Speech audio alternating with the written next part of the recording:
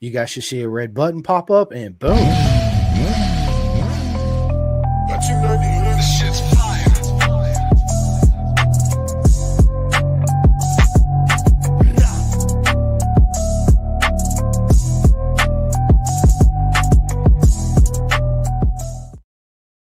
What is up, everybody? Welcome to another live Pin the Gas podcast. And listen, you guys know the deal and the routine. This episode is sponsored by Bison. Listen, I tell everybody this all the time, Annie and Jules, don't buy an off-the-rack suit because for 90% of us, it's not going to fit you correctly. It will in some areas, but it actually hinders you on the motorcycle, causes arm pump and all kinds of issues. But what I need you guys to do is go to bisontrack.com, go ahead and sign up, get that custom suit started. You can add all your logos, your colors, chest protector, gloves. You guys know the deal, bisontrack.com. But listen, ladies and gentlemen, it's an absolute honor to sit down today with Annie, CBR. What is going on? Woo! Thank you for having me on here, Chris and Jules. Good to see you again. Yeah, we got Jules back up in the house. Look at that. I like this, Jules. Yeah. The black version. I mean, it's a special day for me because you're here, Annie. What? It's always a special day when Chris is here, though. Yeah, thank you, Jules. Absolutely. And it's good to have you back for sure. 110%. But yeah, Annie, listen, tell us, how did you get into the two wheels? That is a very interesting thing. I was never really interested in motorcycles as a little kid. I wasn't exposed to it. And then one day I followed my friend home. I was driving a car and he was riding his motorcycle, and he did something with his left foot. And I was like, what did he do there? So when I got home, I figured he would have got home by then. So I gave him a call and I said, hey, what did you do with your left foot on that bike? And he's like, you mean the shifter? And I was like, wait, what? I drive a stick shift car, so I understood the hand shifting part, but I never okay. So anyways, so I tried to ask him, explain to me what it meant to shift with the foot. Like if you shift it once, is not just going to stay there, or is it going to keep going down? Like how are you going to shift if your ankle's all the way like this, right? And he was like, no, that's a shifter. I'm like, okay, never mind. Thank you. Bye. Right after that phone call, I went online. I'm like, how to ride a motorcycle, how to get a license, how to get a permit. And it just went from there. 2 weeks later, I took the class with MSF in San Francisco and then got my permit and then went to the DMV. Everything just happened so fast. I bought a bike as soon as I got the permit and I just started going. Then that friend and maybe like 4 other people. I had friends who rode motorcycles, but it just never appealed to me. All I knew about motorcycles prior to the past was pin the gas, right? So yeah, I met a group of friends and they kind of, just took me around town, friend's house, things, just basic riding. And then I met another group of friends who did some serious riding. And it's funny because I still ride with them to this day. Shout out to Redwood TT, to my precious snowflakes. But yeah, I don't know if I should be going on with this. Yeah, tell your story. Yeah, absolutely. So let me ask you this. What was your first street bike, Annie? It was a Ninja EX 500. Nice. Ninja EX 500. The carburetor started to fail, so I sold it about 3 months in. And then I was in the market to look for a CBR 600 because I test rode a friend's CBR 600 while he was in the military. And so his bike was, being passed around. And I rode it and I was like, whoa, this bike is so easy to ride, So I was in the market to look for a CBR 600. I found one. Long story short, I crashed that CBR before I even bought it. And then I fractured my collarbone.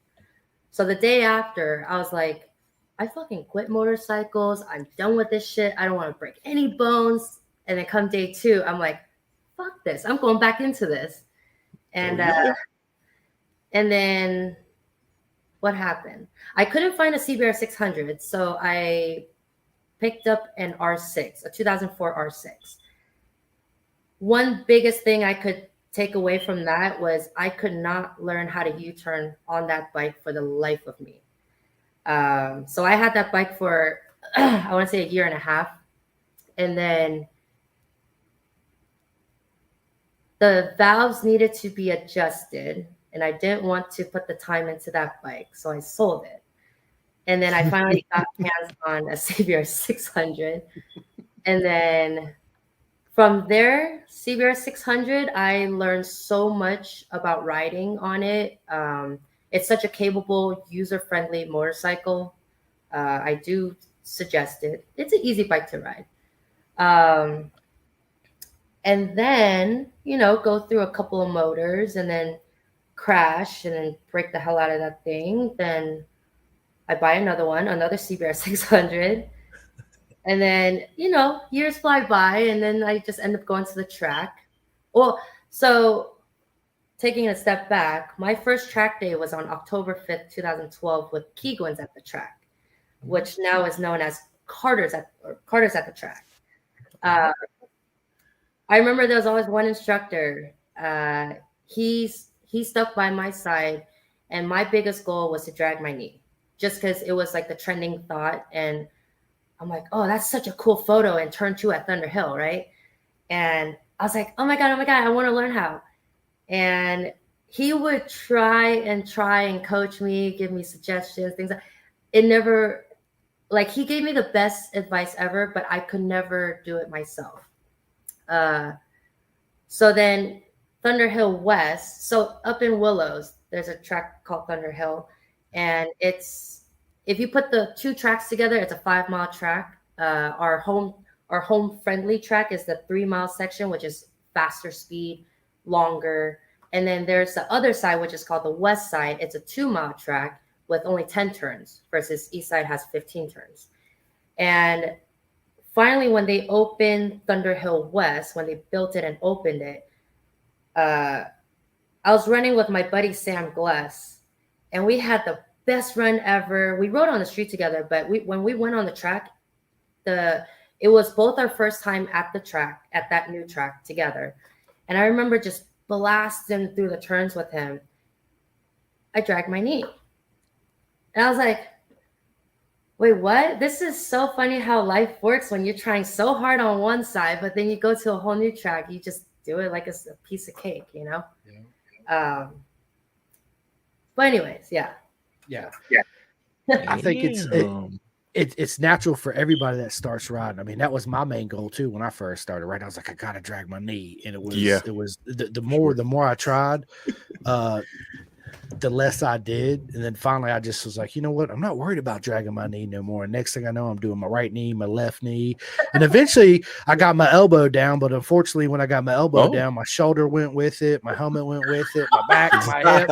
And I'm like, hey, there goes my motorcycle. Simcoe was the first motorcycle rider ever to do an ass drag on a track. Straight ass. I did the best Jorge Martin impression you guys ever crack seen. Drag.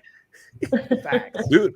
So what was it? What was it about the what was like the main, like, I guess the physical capabilities of the bike between the CBR that you picked up right after the R6? Was the weight distribution sort of different? Was the power delivery a little different? CBR just kind of fit you like a glove. Like CBR power is down here and R6 power is up here.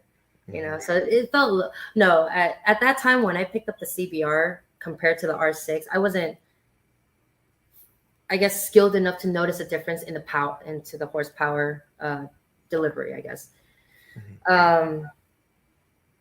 One thing, so I'm 5'4", and when I sit on an R6, it is difficult. And especially living in San Francisco at the time, San Francisco is filled with steep hills, lots of traffic, narrow traffic roads for even motorcyclists to lane split, right? My friend Diesel RR taught me how to handle a bike that no matter what height of the bike, you can still make it. You can still basically ride the bike as long as you get the bike going, right? But how to actually stop at a stop sign on a steep hill, or bumper to bumper traffic, and you're in the middle of the steep hill, and you're like, oh shit, what, I'm just gonna keep rolling back. Like, no, you gotta figure it out. So this, and I talked to a lot of people about this. Getting comfortable with scooting your butt to the left side of the bike, meaning one ass cheek off, using your right foot to cover the rear brake and act as the e-brake in a car, and then let off when you're ready to go, catch your friction point, get your gas point going. That's one of the biggest key factors in my book. If you know how to do that, you can balance the bike on one foot, kind of lean the bike over so you're kind of tripoding the bike. Once you get comfortable with that, you can pretty much get on any motorcycle, because after that you're rolling and you're upright, you can go. It's just coming to a stop might be a different story. You want to probably find a curb on a super tall dirt bike or something. I have tall dirt bikes, but practice what I preach, right? that dirt bikes are not my speed. I am terrified to dirt bike. And these motherfuckers in New York be riding it in the Bronx like it's nothing. The knobby tires, not afraid of low siding at all. Oh yeah. It's just crazy to me. I felt the same way. My dad had a 1200 GS Adventure BMW. I'm 5'11", and coming at a stoplight, I gotta ass off the cheek just to touch the ground. It's such a tall bike. I'm like, Dad, but my dad's 6'2", so he's no problem, right? Great bike, a lot of fun to ride, super heavy, top heavy, had a 5-gallon tank, all this snazzy jazz stuff on it. But I remember the first time I rode it, Annie, in Jules, I pulled up to the stop sign. I've been riding crotch rockets my whole life, so I just naturally just throw my foot down. I was like, oh shit, I just I'm mentally prepared because I wasn't used to it. So yeah. And we're not short people, Chris. No, we're not short people. Absolutely. Chris is actually tall, like tall in person. I was not expecting that. Jules thought I was a midget. 5'11", right? Yeah, at least like 5'11", 6 feet. Jules is like, Simcoe's like 3.5 feet tall on camera. Like, you guys. And then when he finally met me, he's like, damn, dude. Yeah, I looked at him. It was actually kind of funny. Yeah, me and Simcoe actually met physically at Coda, just like how we did. Shit. So I walked up to him. He's in the KTM booth, leaning over the table, ass out and shit. And then I walk up to him and I'm like, oh my God, are you Chris the Show Simcoe from Pin the Gas Podcast? He was like, damn right. Oh my gosh. Oh, so you guys started Pin the Gas prior to meeting? Oh, yeah. Wow. Yeah, Jules actually started it with Andy, and then I had met Andy in Florida, and then he invited me on as a guest, and that's when I first met Jules, and I was before we started the pod, absolutely nervous as shit, right? For the first, I don't know, you just have to go back and watch the episodes, and then slowly I start coming into my own, and now it's like, what's up? Let's go.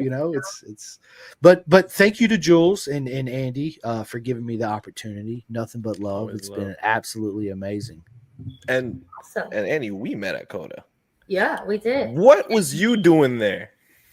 So I was a track marshal at turn 7, and then I got migrated to turn 4.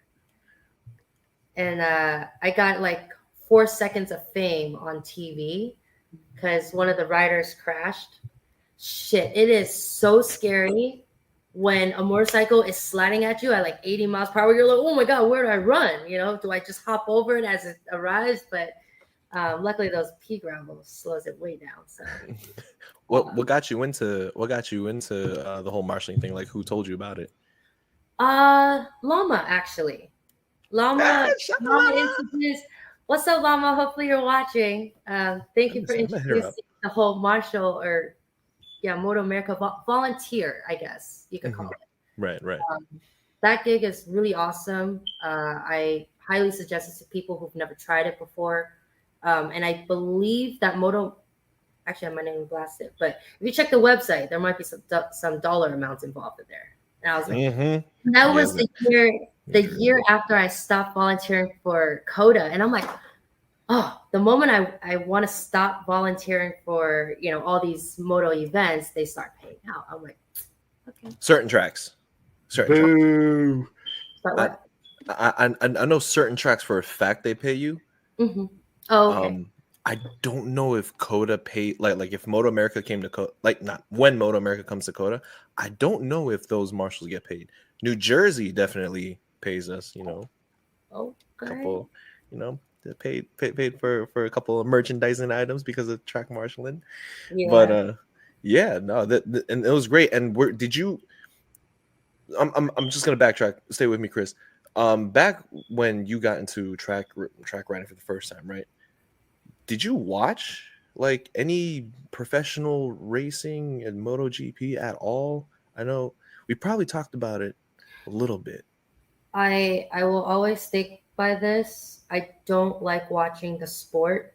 It's not just motorcycles. Maybe football is probably the only thing I'll want to watch because there's so much action. But everything else, I prefer to be out there doing it if I'm gonna watch it. So like, you know, a lot of my friends are, you know, MotoGP fanatics. They'll follow, and I don't know if there's like fantasy MotoGP or something. But that there is. So okay. So when they keep name dropping, like, yo, I think this person's gonna get it or that person, I'm just like, oh, going out the window, walk away. You know? What about me? I'm a racer too. You think I can get it? So when it gets closer to home, when your group of friends, you know, maybe one or two or all of them are racing, then it's like, oh, I personally know them, and it'll be cool to watch them race versus, you know, the idols. You know, I just don't want to sit in front of a phone or TV watching. I'd rather be out there doing it. So out there getting busy on the track, you know what I mean? Burning everybody. Yeah. Right, I try. Yeah. Me, I'm the total opposite. I'm a nerd. I watch it all. BSB, World Superbike, Isle of Man TT, Northwest 200, Moto America, I am glued to my phone, glued Canadian to the TV Superbike, racing. Philippine Superbike, Malaysian Superbike, like name it, Chris watches it. So when you meet up a group of friends, are you one of those that spoils the ending for everyone before they even watch it? No, I don't. Okay, good. No. You know what's crazy? Go ahead, Chris. No, go ahead, Jules. No, because to feed into the whole spoiling thing, as much as Chris watches all these races, he watches them late, and then I end up waking up. I'm a early, like I wake up early. I mean, we're both early risers, right? But there's a little bit of leeway at my job for me to watch these races. So I would watch it. I'm like, Chris, did you see Saxonry? He's like, no, I didn't yet. I'm at work, and I'm like, damn, I want to spoil it. So yeah. Okay. Awesome. It doesn't affect me, but when I'm at the track and there's some sort of moto event going on, and you know we're waiting for the track day to end, and then have some dinner, then watch the races all together. You know, some people are like, "Oh, you better not spoil it," or whatever. You know. So that's all I hear. I don't follow it. So. Yeah. No, I don't. I get. As I'm watching the race, people will be like, hey, what are you doing? I'm watching my race. What's up? They're like, oh, dude, did you watch the Moto3 race yet? I'm like, yep, I'm watching MotoGP right now. He's like, don't spoil it. Don't tell me. I don't want to know nothing about it. And I'm like, well, you call me, ask me what I'm doing. I'm watching the race. Like, what are you doing? Why aren't you watching the races? Yeah. No, I don't. Okay. I try not to. If I'm really excited about it, I'll be like, dude, did you guys see Michael Dunlop beat the all-time record? Baddest man ever at the TT, and they're like, dude, why'd you tell us I didn't got a chance to watch it? And I'm like, I'm sorry, but he is the absolute man. God damn it, let's go. You know, they're like, shit. So sometimes, Annie, yes, sometimes I do. Okay, and that's okay. It's sometimes like it's such an itch. You gotta tell people. You gotta itch it. Yeah, that's right. If not, it'd drive me crazy. I'd be like a crackhead out there in the corner, like, man, I got something to tell. I got something to tell you guys. But for the most part, a lot of, at least the people in our community in like Pin the Gas and Gasoline Cowboy, shout out Ray Hendy, and like Moto PG. Shout out to the Australian boys. Everyone's pretty good at not spoiling it. You know what I'm saying? Like there's like this weird like synchronization time in our heads. Mind you, we're all in all different time zones, but there's like this weird synchronization where we all know when it's okay to talk about it. Really, like it's weird. It's not. What the hell was that? I don't know. That was cool how you did that. Yeah. Wasn't me. I don't know how to do this stuff. Wait, what? What? Yo, damn it!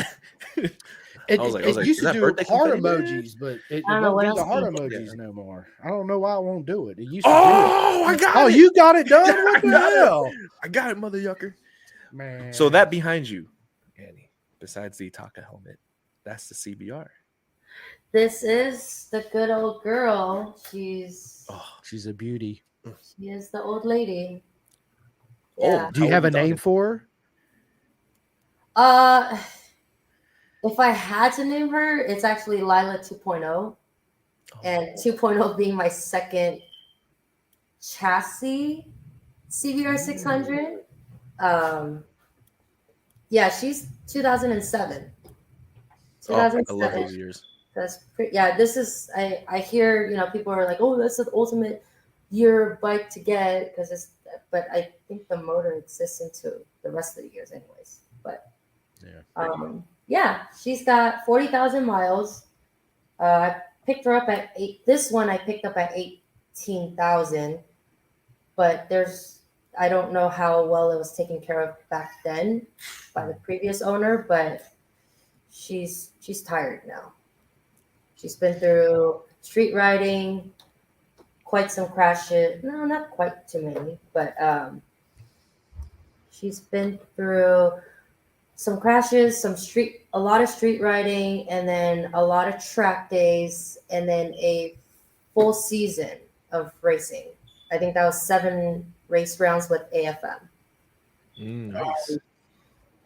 Yeah, she's great for the low end power, and I'm working my ass off through Thunderhill East during a race, and I'll get people in corners sometimes. I have really good, I guess, maintenance throttle through mid corner. I have good corner speed, but when it just comes to the front straight, all these R6s are just blowing me down the front straight, and I was quite sick of that because all my hard work kind of just goes right out the straight, So then, I have a sponsor, and I'm very thankful for him. He lent me his R6 to race, and it's my 3rd expert season racing on that R6. Oh, so is that what you're currently on right now? Oh yeah. Oh. I wish I had a photo to show you. I don't know, Chris, did I send you any R6 photos? You did. We'll pull that up in a second. Oh, yeah. So you Yammy Annie, huh? Yammy. Yeah, I joined the bandwagon because everyone was smoking me down the front. I was like, it's annoying, right? You put in all your hard work. So then I thought, if I put in just enough hard work or more hard. Oh yeah, there you go. Yep. Sure. It actually looks better now. It looks better now, she says. So one of my friends did a really good job wrapping it, and she actually wrapped this bike too. Before it's all black, it was scratched up. You can see the scratches, but right now, because she kind of wrapped it all white and stuff, it looks fucking beautiful. But she's never for hire, so she's you guys can't ride my bike. She's like, it's like Ferrari. We'll sell to you. You don't buy from us, right? Exactly. Well, that's crazy. Oh, we're about to. We're about to. So I posted this recently. That's actually Jesse Carter with Carter's at the track, and I raced him. He's on a 750. And that's the R6. It's really different. But him and I always have great races. I don't know why, but we just end up dicing it together all the time, and it's so much fun. But yeah. So you guys would be like 10 seconds ahead of everyone, and y'all just duking it out at P1 and P2. Oh yeah. Yeah, I wish I had more pictures of the R6. Oh, here It's we all go. good. Oh. So my friend wrapped all of this Nice. and all those little sponsor stickers at the bottom. I was like, man, she got some skills to print all this stuff out. I know. And Holy she crap. spent a lot of time making that bike look pretty. And then as you can tell, my suit's a little beat up. That's actually an understatement here. Oh. Oh, you got it with you? We're getting inside scoop. Oh, yeah. There it is. That ain't easy. Yeah, it is beat up. That is. It's been down several times. No. It's been through experience. So like, and also the same friend who wrapped my bike painted my suit. Look at that. Nice. I was gonna say Raptor suit. I don't know why that popped up in my same guy wrapped my bike, wrapped my suit. I don't know why I was thinking about that. That is so sick. So what's going on with the old girl in the back now? She's just like your track day toy. Not toy, I'm sorry, I'm gonna let you track day girly. She is my street bike / track bike. But also she's my B bike. So last round with AFM, no, not last round. The round 2 and 3, which was I think 2-3 months ago or something. I burned the clutch on the R6. The clutch is like 12 years old, but I finally burned it. And then this trusty old girl saved my life, and I was able to race the last race of the weekend. And I actually, after 3 years of racing this thing, I made a PB by like 0.4 seconds from that third year, from that 3 years ago. So she's still good. I think she needs some maintenance though. Maybe an oil change or two. You might as well change that racing suit to gold for all the things you'd be winning. Damn. Yeah. Expert class with AFM is definitely a challenge. I had my glory days in my novice year in 2021. I didn't get a whole lot of first place, but I podiumed a lot just because there were a lot of really great challengers. But in your novice year, I do highly suggest, if you're a novice, stay in novice as long as you can so you can get those trophies. Because by the time you get to expert, maybe 1 or 2 might trickle in, but it's a tough world out there. Yeah, I bet. Yeah, it's like racing with the big dogs, like within club racing, and they are freaking. I love it. She said, "Racing with the big dogs. Let's go!" Yeah. Oh, I love it. We actually have some comments coming in. It says, I don't even want to mess up this name. I don't even want to try to say it. Everyone is watching. Oh, how do I get Adobe to see AMD? Or? Yeah, you should. It pops up in the bottom right here. Yeah. You should be okay. able to see it on the bottom of your screen when I pull them up. Oh, sweet. Okay. Yeah. Nice. Cool. My man Tony says Taka helmet. Yeah. Yeah, it's a beautiful helmet. It was my birthday gift from nice. My sponsor. What? That's lit. My sponsor is Maui Racing. He is probably the nicest, most generous and genuine human being I've ever met before. His biggest goal for not just me, it's literally for everyone, is he hopes and would help if you need his help to be successful. He wants you to succeed. And that taught me a lot of compassion around the paddock and, me as a human being. And just everything that he's done for me, I'm super grateful for it. And I think that's where a lot of my gratitude comes out, and my compassion for the sport, for the people around us. But yeah, I just wanted to throw it out there. Yeah. Hi, Jeff, if you're watching. Yeah. Moto Neil says, Annie. Oh, what's up, Neil? Oh snap! We got that's a sick shot. Oh, and then Chris Daniels. Oh, I see. Okay, so people are like commenting. Yeah. Oh yeah, Yeah. absolutely. Chris Daniels says, "Yo, Annie." Hi, Chris. How's it going? If you had like another screen open, like on Facebook, you can actually see the list of comments. But that's if like you had like or like or like on your phone, you can see the comments. That's how we're seeing it. Oh, okay, I see. Yeah, no, that's lit. Do we see 1000cc in your future? Ooh, yeah, I feel like I talked to you about this before. I'm kind of anti-leader bikes. Don't get me wrong, they are very hard to ride, right? Because reference points changes, your visual on entrance and exits and mid corner speed, it's different. Years ago, when I wasn't so serious about track, I always told my friends but all of them, like whether they rode a 1000 or not, I'm like, they're cheater bikes. They're just cheater bikes, period.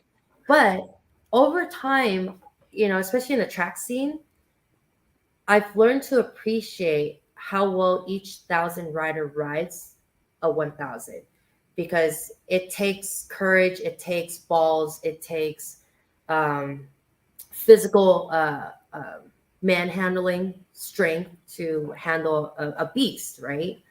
But personally, my thing is a 1000. When I get on a 1000, I feel like I'm taming a wild cheetah or a wild lion or a wild tiger, something wild that's freaking fast. And that's all I focus on is, oh my God, don't crash. Versus if you kick it down a notch on a 600, you're able to ride the bike. You're able to control the bike and tell the bitch, let them know. You ride the bike. When it comes to a 400 or a 400, 300, 250s, whatever bike, any small bike, you're putting in the work to control the bike the way you want it to. Mm-hmm. And I find that more valuable in my book, and it's way more fun.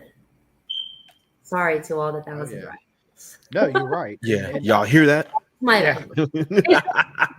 also believe that riding the littler bikes, the 250s, the 300s, the 400, make you so much a better rider. You learn so much more riding a slow bike fast and a fast bike slow. That's what I always say. And first thing everybody you ask, man, what kind of bike you want? Oh, I want a 1000. I'm like, how many bikes have you had? None. I'm like, yeah, that's not a good step. Right? You need to start down lower. So my thing with jumping to different bikes, whether it's the same CC or a bigger bike or a smaller bike, I always say, because I rode a 600, then I ride a 1000, then I go back to a 600, and then I get on a 400 or 300, something small.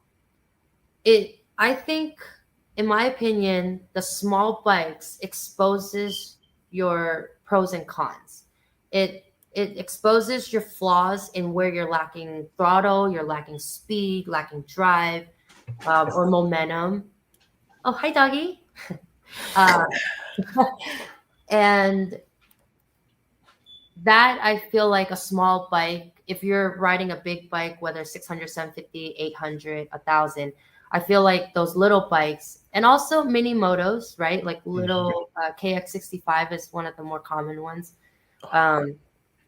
I feel like those are great training tools to, I guess, train your skills, your mobility and cornering speed or handling and stuff like that. I think it really helps builds into riding your bike again.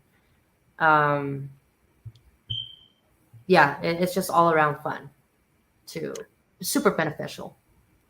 Did you ever get to try riding those little O'Valley bikes? Yes, I actually had a KO. Have you heard of a KO? Yeah. Yes. Yeah. So KO's it was a cool bike. the bike ran, right? I bought it brand new.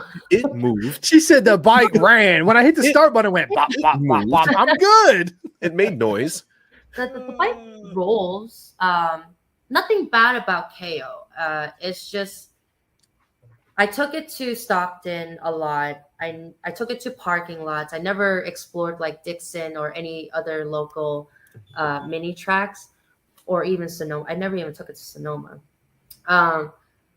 But my background consists of a lot of street riding, so scenic, different types of roads. You got fast, you got goaty, you got smooth, you got cracked roads, tank slapper roads, and I couldn't accept the fact that when I'm off the big bike track like Thunder Hill, that I go to a small track and run in circles again.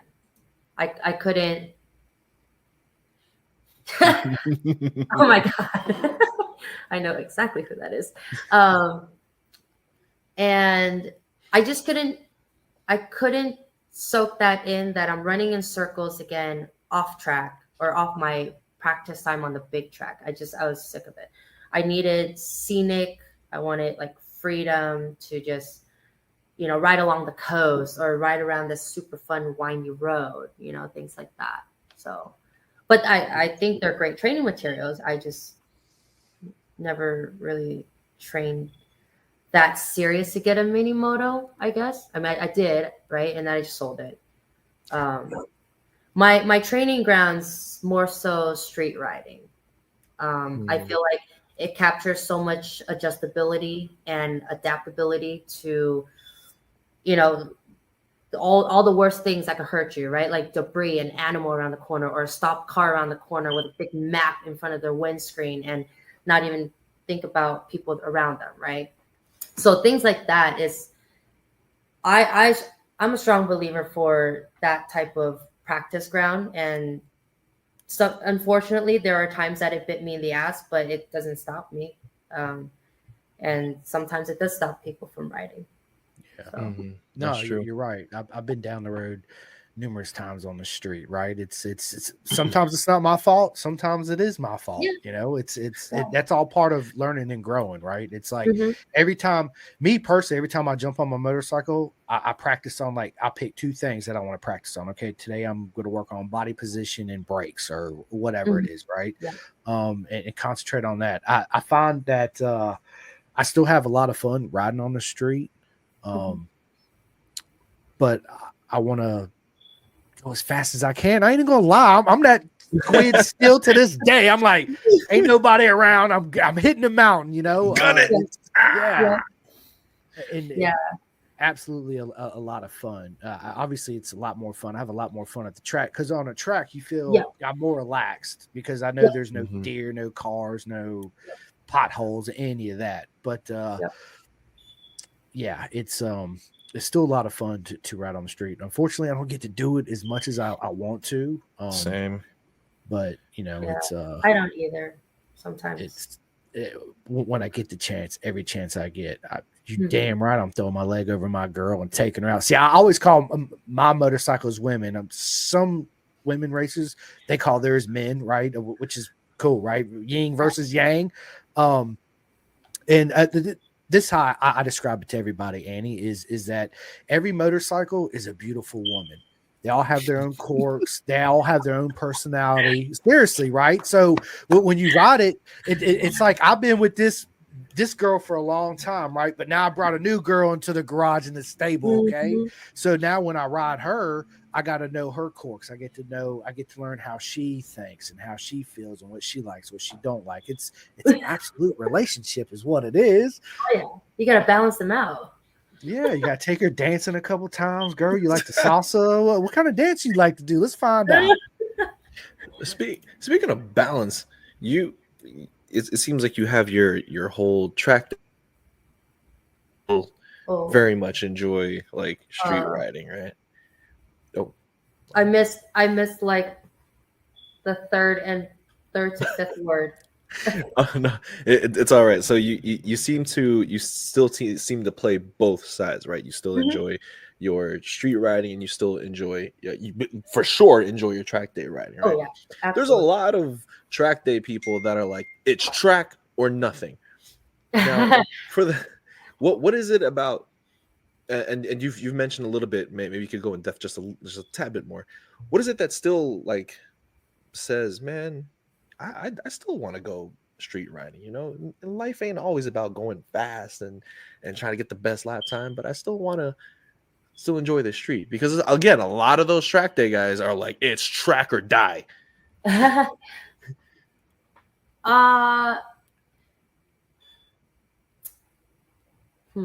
This might correlate to some tracks too.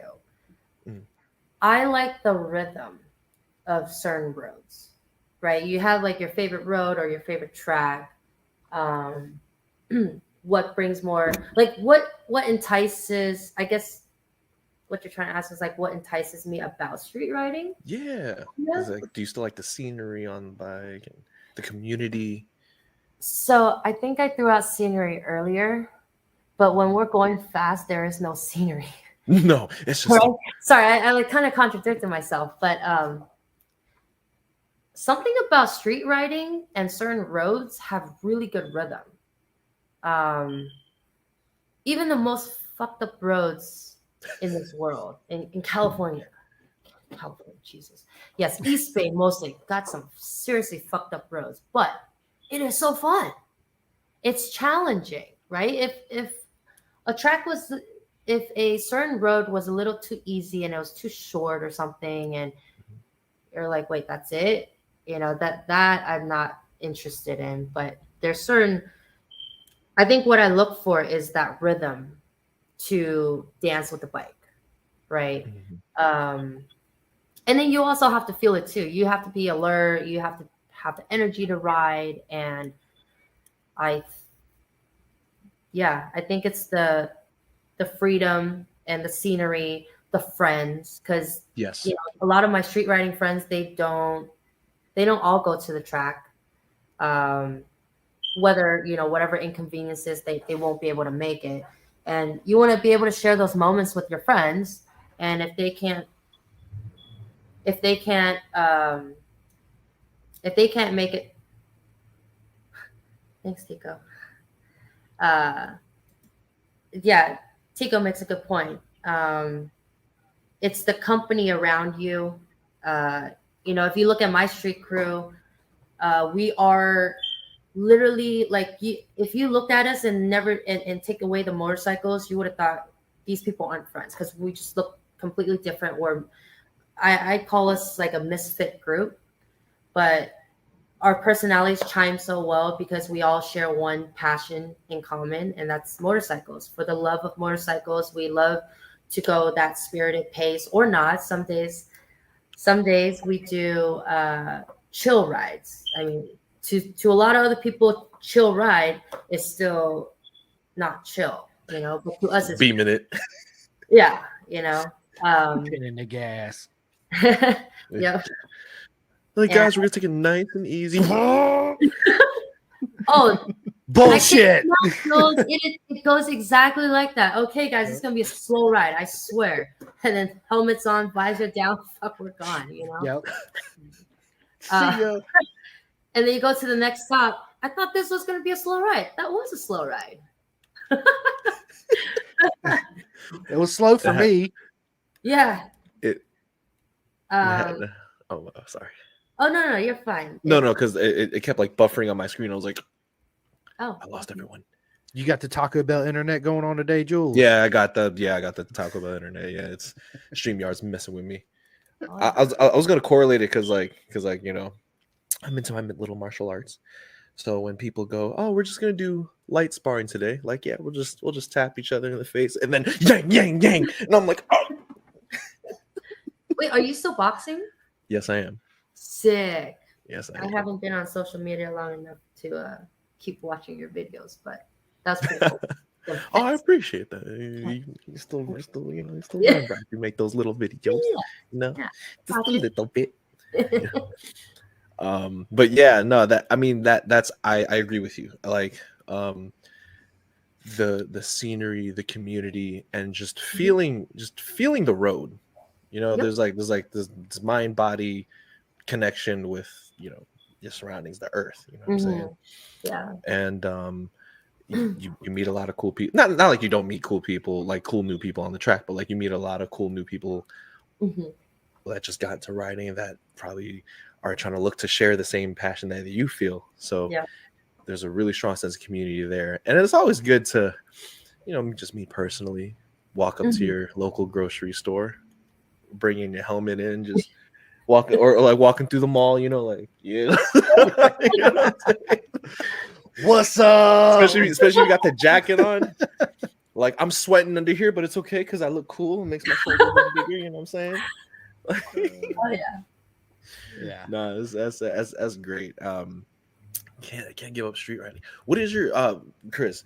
But before I let you jump in real quick, actually, I want both of your opinions on this because you have, you know, a street mindset and a race mindset, and you don't really like say one is do or die. You know what I'm saying? What is your opinion on these people that ride 600s that go, I outgrew my bike, I want 1,000? Because you can't imagine how many times my friends say that to me. I'm tired of my 600. I outgrew it. What is your opinion on that? Do you ever hear that? I do. Does it give you the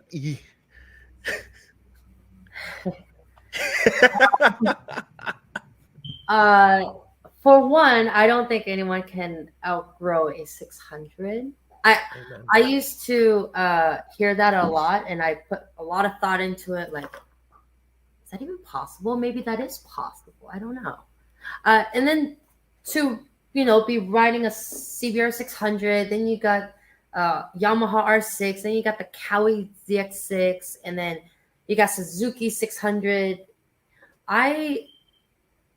There's so much more to learn on a motorcycle. Like what my opinion, or my first reaction when I hear that, I'm like, what makes you think you outgrew a 600? What makes you think you feel, why? Because you ran out of 6th gear power? You need a 7th gear or something? Sorry. So no. It's like, I mean, that's my opinion. I don't know if maybe some people agree or not, or disagree, but hey, if you think you outgrew a 600, more power to you. Good luck with 1,000, but be careful. You know, it's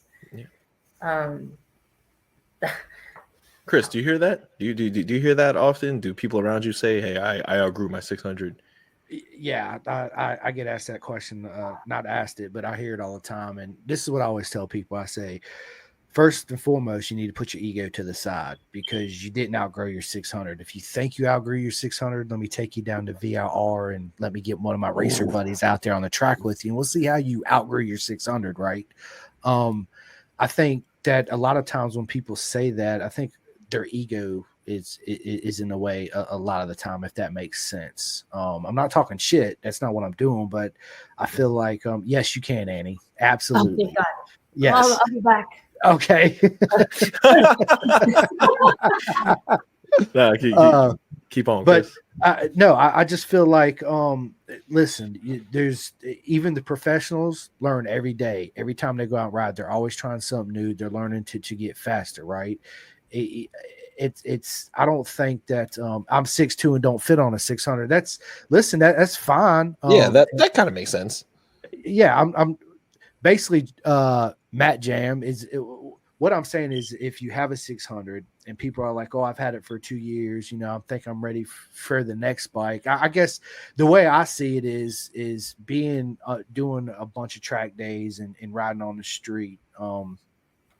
Like Andy said, there's still so much more to learn, even on a 600, right? And that's why at the beginning I said I think it's even more important to buy 400, take it to the track. You will learn so much more on that 400 than you will on your 600 on the track, right? And then, dude, it'll make you a better street rider too, as well. But as far as outgrowing a 600, I agree with Andy. I don't see how anybody can outgrow it. You might be used to the power, right? That's what I think when people say I outgrew it. I think you're just ready for more pep.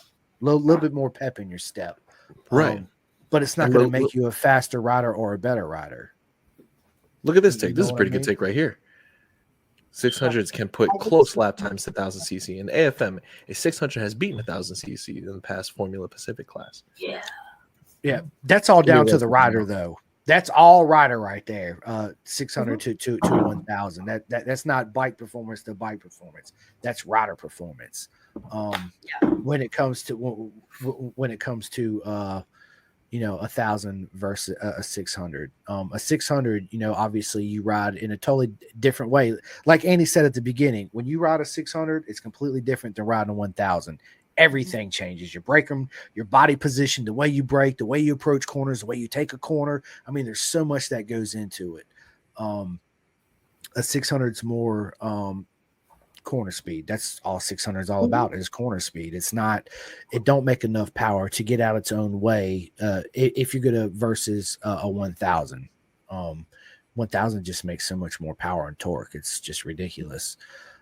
Even me, like I ride you're right, Annie, you're right. I know exactly what you say telepathically. I ride a RC51 on the street. It's 1000 twin. Dude, Annie's 600 would wax it on the street in a straight line. It's an old pig. It's fat. It's heavy, but it's such a beautiful girl. And I'm not talking shit about my baby, right? But eats leader bikes for breakfast. Again, that's because Annie's a legend and she knows how to Freaking ride. legend in the game, bro. I mean, that's really what it comes down to, Annie's, because you know how to ride, and somebody on the 1000. Exactly. It's. I try. When I have conversations with people, I find a lot of people don't even know the correct body position. How to brake, how to turn, how to counter steer. I have not the worst, but I don't have good body position. I've been told I crawl up like a crab. I'm super crossed up coming out of the corner, which maybe one day could bite me in the ass and I'll high side to the moon. But so far, I've been riding for a good 10 years. Haven't high sided yet, but knock on wood, right? Yeah. But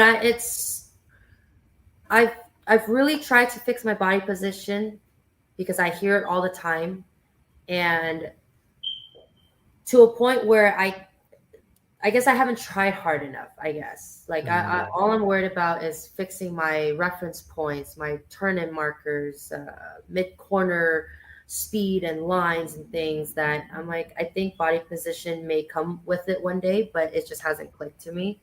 But then I see all these other racers and I'm like, it's kind of like looking at Marc Marquez, Valentino Rossi, and they're like, elbow to elbow. And I can't even get this down on the track because I'm always like this or something. And it's something weird. But anyway, sorry, go ahead.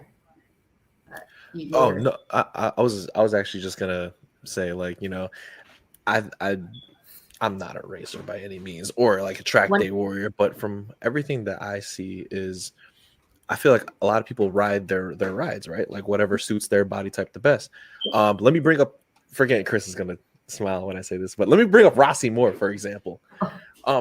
Rossi Moore, shout out Rossi Moore, Twins Cup Moto America. When he leans, I feel like his elbow goes first and then the rest of his body follows after.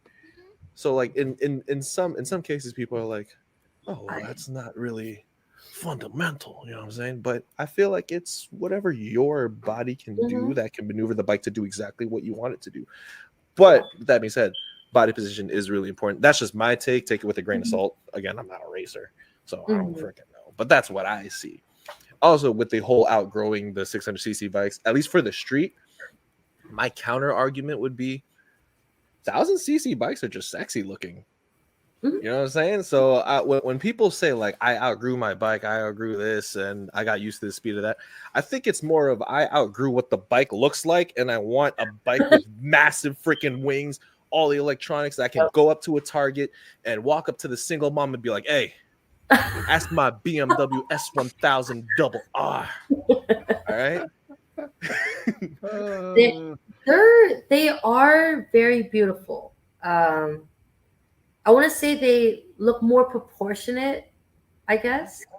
But then, I don't know, 600s, I don't know. But the 400s, they look very proportionate for whatever reason. I have a K9 for 400s, and they're super fun to ride. But I get what you're saying, Jules. They are really pretty bikes. Good eye candy. Yeah. They are. They're all beautiful in their own way, right? 600s, Yes. 400s, 250s, 300s. They're all beautiful women.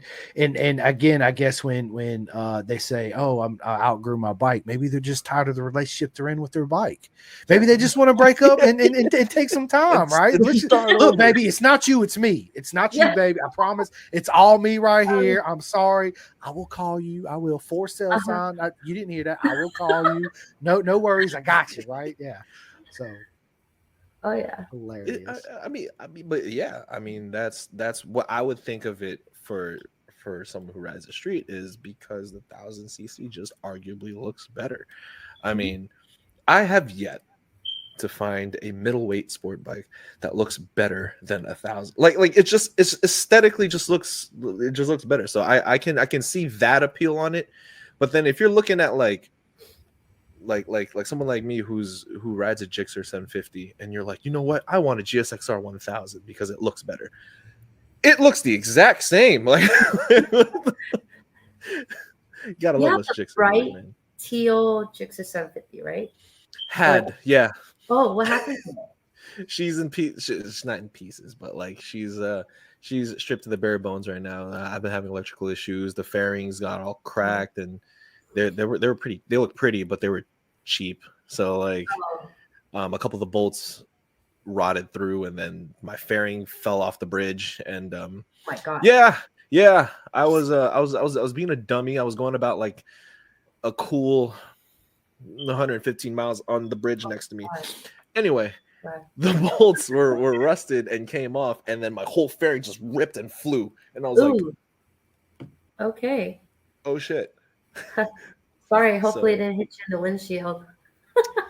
No, it flew towards the water. Up with you, Jules. Oh, yeah, it was like that. So what's funny is I put my bike for sale yesterday or 2 days ago, and I was like, "Yo, the chassis is great, the engine, the tires are still in really good condition. Buy it off of me." Blah blah blah. Wait, in pieces? No. My bike is not in pieces. Like. It just has no fairings, and a couple of the electrical wires don't work, and like I had to replace a couple things, and I had to buy like a new tachometer. But I put it on sale, and then I was getting a lot of offers already. It's a 2007 750, right?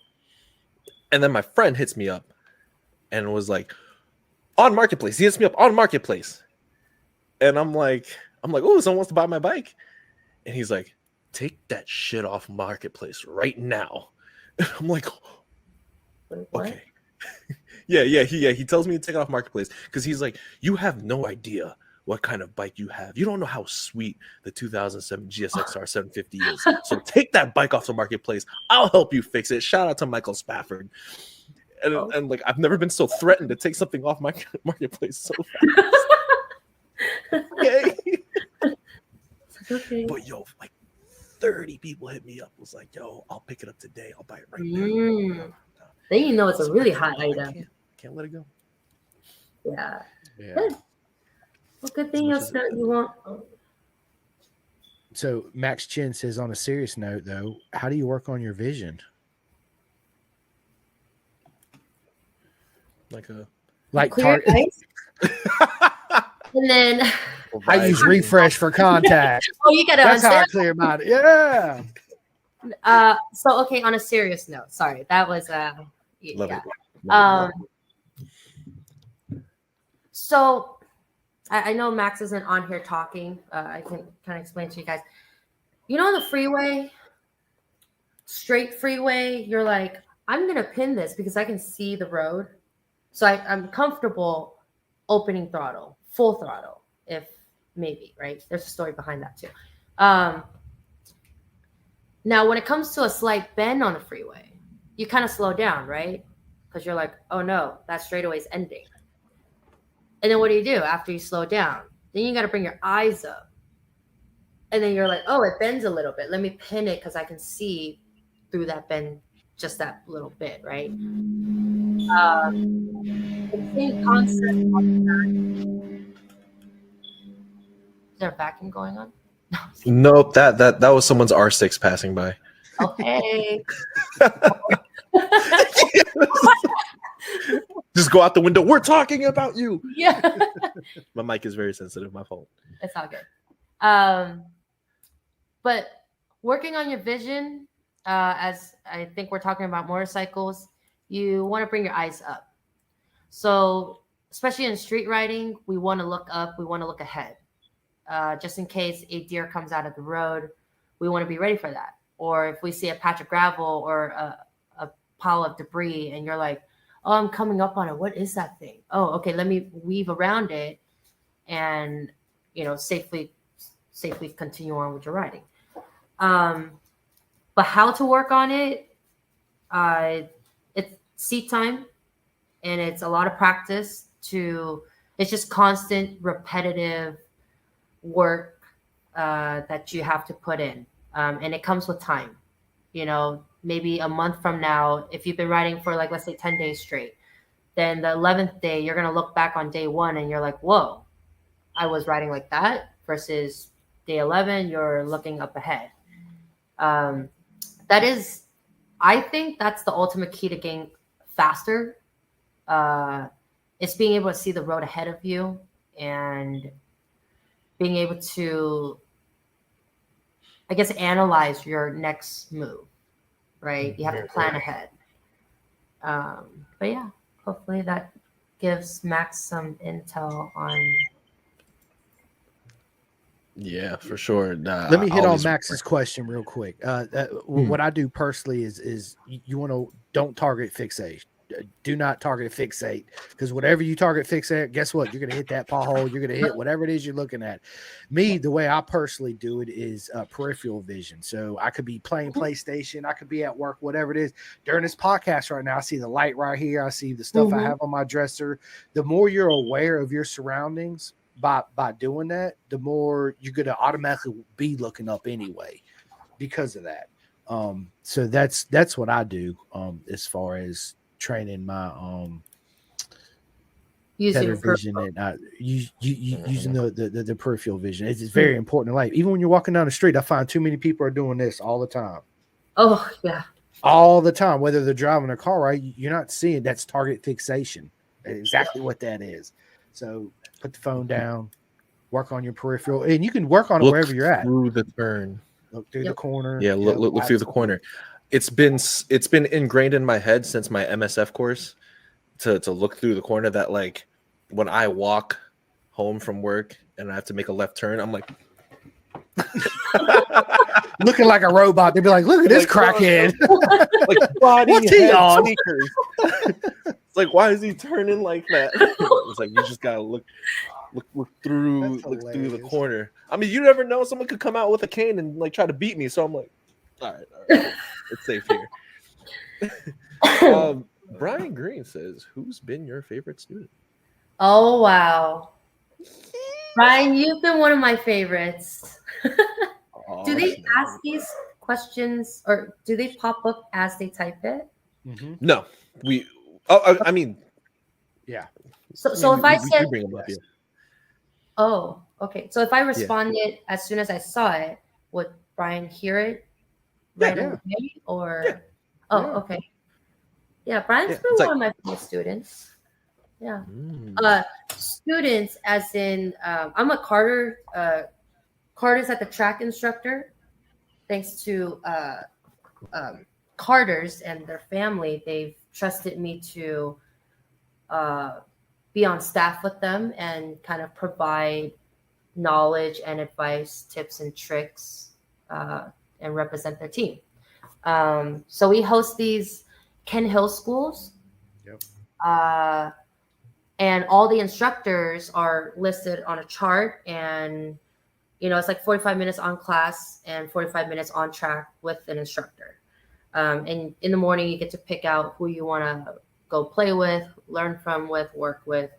And Brian Green was one of them. And it's really amazing when riding a motorcycle is one thing, right?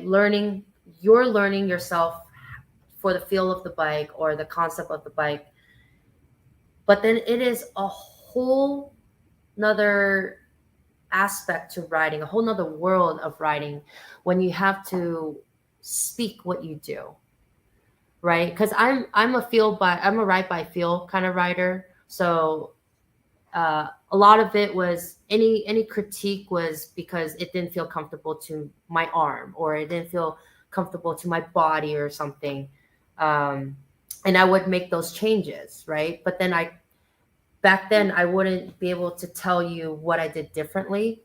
But now, kind of being put on as a guest instructor before I was officially an instructor with Carter's, it really put me on the spot, and it kind of worked my brain to really put what I feel into words, what I do into words. And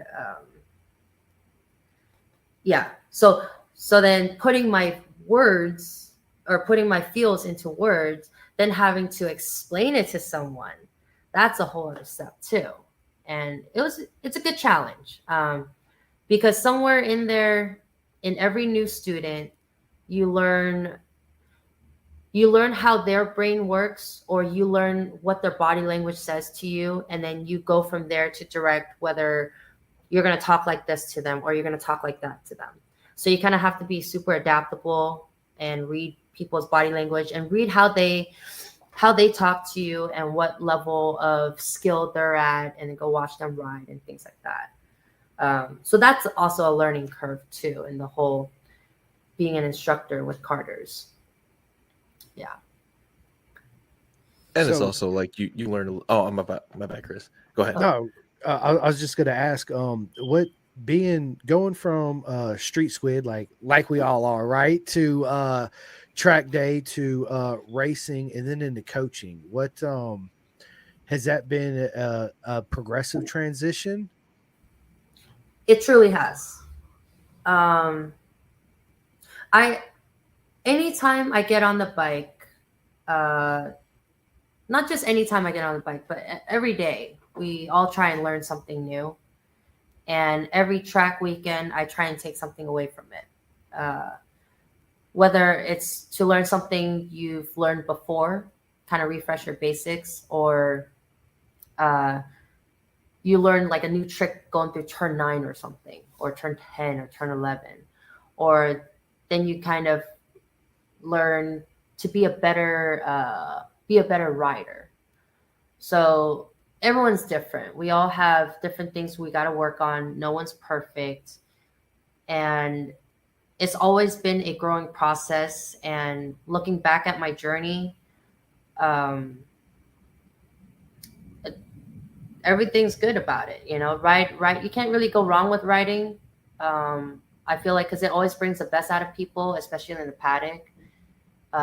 We always see everyone's happy faces. We're always in a good mood. We don't really get too personal with, certain people. I get like, you don't just open up your personal life to somebody, right? Like, we all have baggage at home. We have troubles at home or whatever. But the moment that we enter that gate through the paddock, everyone's happy. And that's, anyways. You're right. You're right. It's that's the most time for me, riding, whether it's on a street, I hop on a little Honda Grom, whatever it is, anything 2 wheels. It's like whatever pressures I'm dealing with in life, whatever I'm going through in life, whether it's work related, home related, whatever it is. As soon as I put my helmet on and throw my leg over that bike, guess what? All that shit goes out the window. I don't think about nada, but my riding. It's like probably the best zen that I've ever been in. No matter what time or day, right? It's I'm always down to pin the gas, as you said. Yeah, for sure. Oh, sorry, dude. You pulled up a question. I just pulled up one. Sorry. No, that's not a question, but Andrew, what is up? Babysitters, in my opinion. Where was Tico's joint? Andrew's a really good buddy of mine. He's absolutely amazing track day guy, making it. He's racing too. He races a ZX9R 90. Andrew, don't kill me, but I think 98, 99, or 98, 99 ZX9, which you don't see those very much anymore at all. And he absolutely murders it out there. Tycho says, "Where's Pilot? Is Pilot your dog?" Oh yes, I love it. Yes, I love it, dude. I'm a dog. Look, my dog Charlie's right here. There she is. She's laying down on my floor with me. Hey, Charlie. So yeah, knock the heck out. Yeah, she ate good. She's a snap time. She's old. She's my old lady. She's enjoying her food coma. Yes, she is. Yeah, and she eats good. So I don't feed my dog off subject. I don't feed my dog food. I make her brown rice, white rice, corn, chicken, beef. So like human food. That's what I feed her. Nice. And since I changed her diet over, it's made a world of a difference. Nice. So just off subject. So it's all good.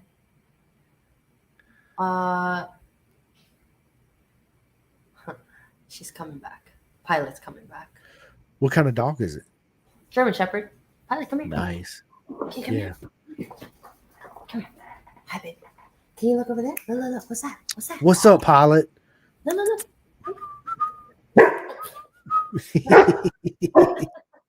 I hear the whistling. Who is that? Mama, who is that, Mama? You're okay. Okay. She's not allowed dog. Oh, we are a dog-friendly podcast. My husky is sleeping on the little recliner here. Your husky was rolling on her back behind you. And that's when I was like, what is that? Like this the whole time. Is that a big gerbil? She's a little menace. No, she's actually not. She's very well behaved. She's not one of them like husky dogs too. So thank God. Guard dog. And then we got Samantha. Samantha says, "Annie, always a million thanks for showing me the way to the track. You inspire me to achieve the dreams I have on the track. Nothing but love." Absolutely. Aw, I love you, Sam. I love it. Yeah, let's go. Let's go. Oh, did it tricks? I'm mad because mine don't do that no more. How do you get? I don't even know how to do that. You just put a heart towards the camera, and then No way. Yeah, the thing reads. But mine's not doing it. Mine used to do it all the time. No, mine's not doing it no more. I think it's the light. I think like it has to read the lighting. I don't know. I love this thing, man. Like they have so many little caveats to it, like little nice presents StreamYard be giving us. But hey, you guys give me 1 second. I'll give you 2 seconds. Thank you. Nah, I don't think I ever told you about my first track day because I was in Florida with the mini GP guys, and they gave me a Honda CRF 125 110 something like that, very small bike. Okay. Yeah, I crashed that thing maybe like 4 times. That's okay. Those are crash proof or break shatter proof. Yo, I've never been so humbled because I'm like, oh shoot, little Rossi, and what's up? Little Simcoe Jr., what's up? Good. I'm playing Fortnite. Want to say hi to our guest Annie real quick? Yeah, the hi, sniper Annie. CBR. Hi, what's your name? Rossi. Ross. Oh wow, you guys were kidding. It's legit his name. Yeah. Hi Ross, Yeah. it's nice to meet you. Hi. I'll be right back. I need to use the bathroom. And Everybody needs to be my right Fortnite game. I'll be right back. Hey, shut my door, Bubba. I was just telling her about how I crashed. I don't know if it's the Glover's bike, but I crashed that CRF like 4 times. Mr. Clutch Lever. Yeah, I broke so many clutch levers that day. Wait, you rode in Florida? Oh my god! So you did a track day in Florida, but never back home in New York? Nah, I've never been to the New York safety track. I know like Again, shout out to Michael's, begging me to go up there, which is why he told me not to sell my I was about to say CBR. Woo! My Gixxer. He's like, you gotta bring that thing to New York Safety Track. Don't sell it. I swear to God. I'm like, all right, fine. But Okay. What's up, Forrest? Look, my buddy Forrest is talking. He says, "Can we bring Rossi back?" My son. Unfortunately, he's in his Fortnite mode because I stepped out real quick and he was like, I was like, Rossi, Jules is in there with Annie right now. He's like, what? I'm gonna go say hi. I said, go, and that's when so he's awesome. Moto Neal. Oh, what did he say? First time I met Annie, she was the passenger. Now she's smoking all of them. I was a passenger for quite some time. Only because my bike never worked. Anytime my bike didn't work, I'd still be able to attend the ride thanks to a friend. He would always take me on the back of him. And it didn't matter if I was on the back or not. He still hauled ass. And he's got some serious control on that motorcycle. But then after I want to say maybe 4 years, I got my bike running, not after 4 years, but just after the whole pattern of breaking motorcycles and whatnot. That trend stopped, and I said, you know what? I retire riding on the back. But that's not true. Sometimes here and there, I'll sit on the back of a motorcycle, and being the rider and bringing a passenger educates you as well. Educates the balance, the smoothness in the throttle, not to hit your brake too hard. Otherwise, they hit your helmet, and then, not gas it too hard because they might fall off the back and they're not ready. But yeah, I thank all my guinea pigs for sitting on the back of me and trusting me to bring them around town. And it's super fun. One of them is my best friend, Ellen. I don't know if she's watching right now, but oh yeah, Jules, you know Ellen. Yeah, she's like my ride or die. She was always willing to sit on the back and go with me on these fast twisty rides. And there was one time we went on a Friday night ride, and the thing I thought about before the helmet came down, I said, if you want me to slow down, squeeze your kneecaps on my hips, as in, to signal me, slow down, slow down, slow down. And then, of course, in the heat of the moment, when we're all about to go onto this section of a really fun road, she squeezed her hips, and I'm like, oh, that means it's go time. So I went even faster. And then by the end of it, I was like, hey, is everything okay? She's like, I thought we were going to slow down. I was like, sorry, force of habit. It was pretty funny. Oh, that's awesome. I love it. Oh, man. Shout out Ellen. Wait. Tico says. Oh, Ellen McFall. I didn't say Ellen Nguyen. I just said Ellen, but okay. Oh, she recently got married. Yes, I think I saw them. Well, congratulations! Yeah, congratulations! Congratulations, McFalls. Absolutely. Show me a lot of what I was doing different then. That's good. Yeah, Blue is a really good instructor, really good human being, and he does really great tulip rides. There's quite a few people on the Carter staff that give really educational and super fun tulip rides. And that's the thing. In the beginning, part of my track journey, in the beginning it was, you just lollygag. I was a seasoned rider. I only did maybe 5 track days a year, just whichever day could fit in my schedule. And every time I went to Keegwins, I would always look for Eli. I'm like, Eli, give me a tulip ride. And gladly give me a tulip ride. Cool. Okay, that was so much fun. And then eventually, I think maybe in 2018, 17, there was a time when I got stuck on something. I was trying to excel in this one corner, whether it was like line entry or speed or like downshifting or something, right? I went back to Eli and I was like, hey, can I sit on the back of you so you can demonstrate to me this specific corner? And he was able to, he did it, and I understood it. I got through it. And that's why I think tulip rides are essential to riding as well. Because then it can kind of open up your world to what more you can do to the bike, you know? Yeah. Oh, for sure. You're right. Absolutely. And I'm actually going to do a tulip ride with my buddy Dustin Coynier when I go out, because I'm gonna come out to California. We've been talking about it for a while. Oh my God, rest in peace, Chris. I'm gonna go out there with track day. So big shout out to my man Dustin. And he's like, dude, I'm gonna give you tulip ride. I was like, let's fucking go, bro. Like, I'm in it. Like, yeah, let's do it. I can't wait. It's gonna be a good time. Real quick, my man Forrest Alonso, I love you too, bro. Look, he put, I love you, Simcoe. I love you too. Aw, so much love. Yes, absolutely. That's exactly what this community is. So much love.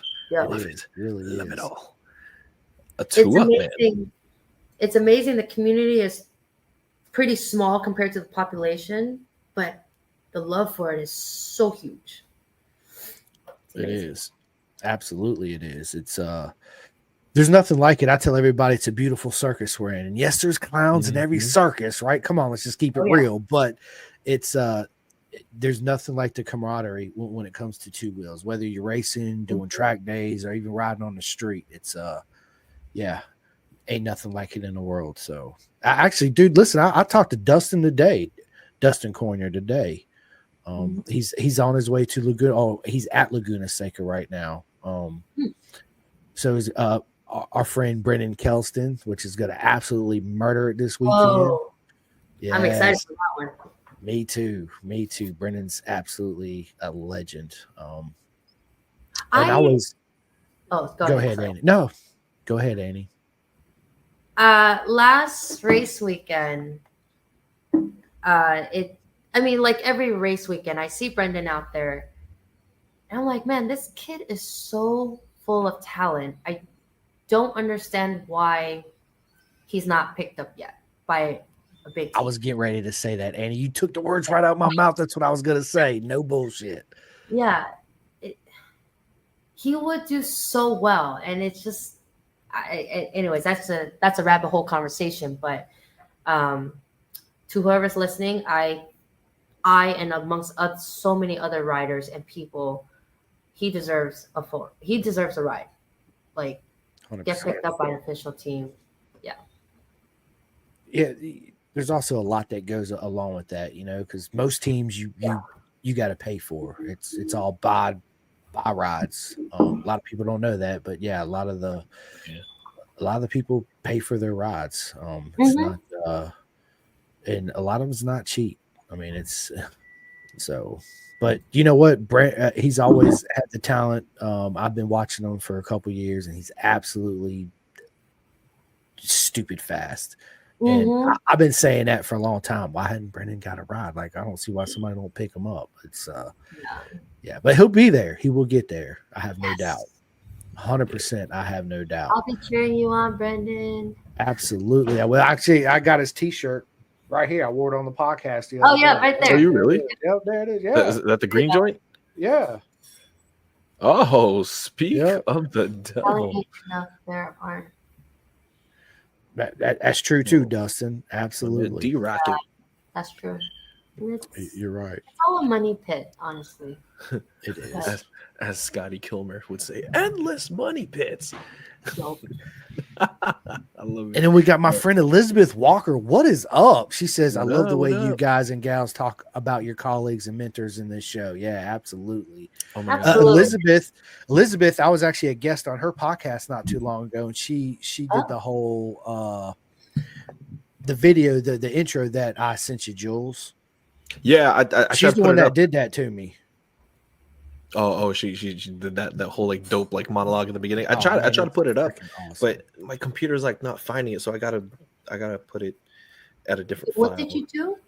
What thing did you do? So That thing. I got a thing.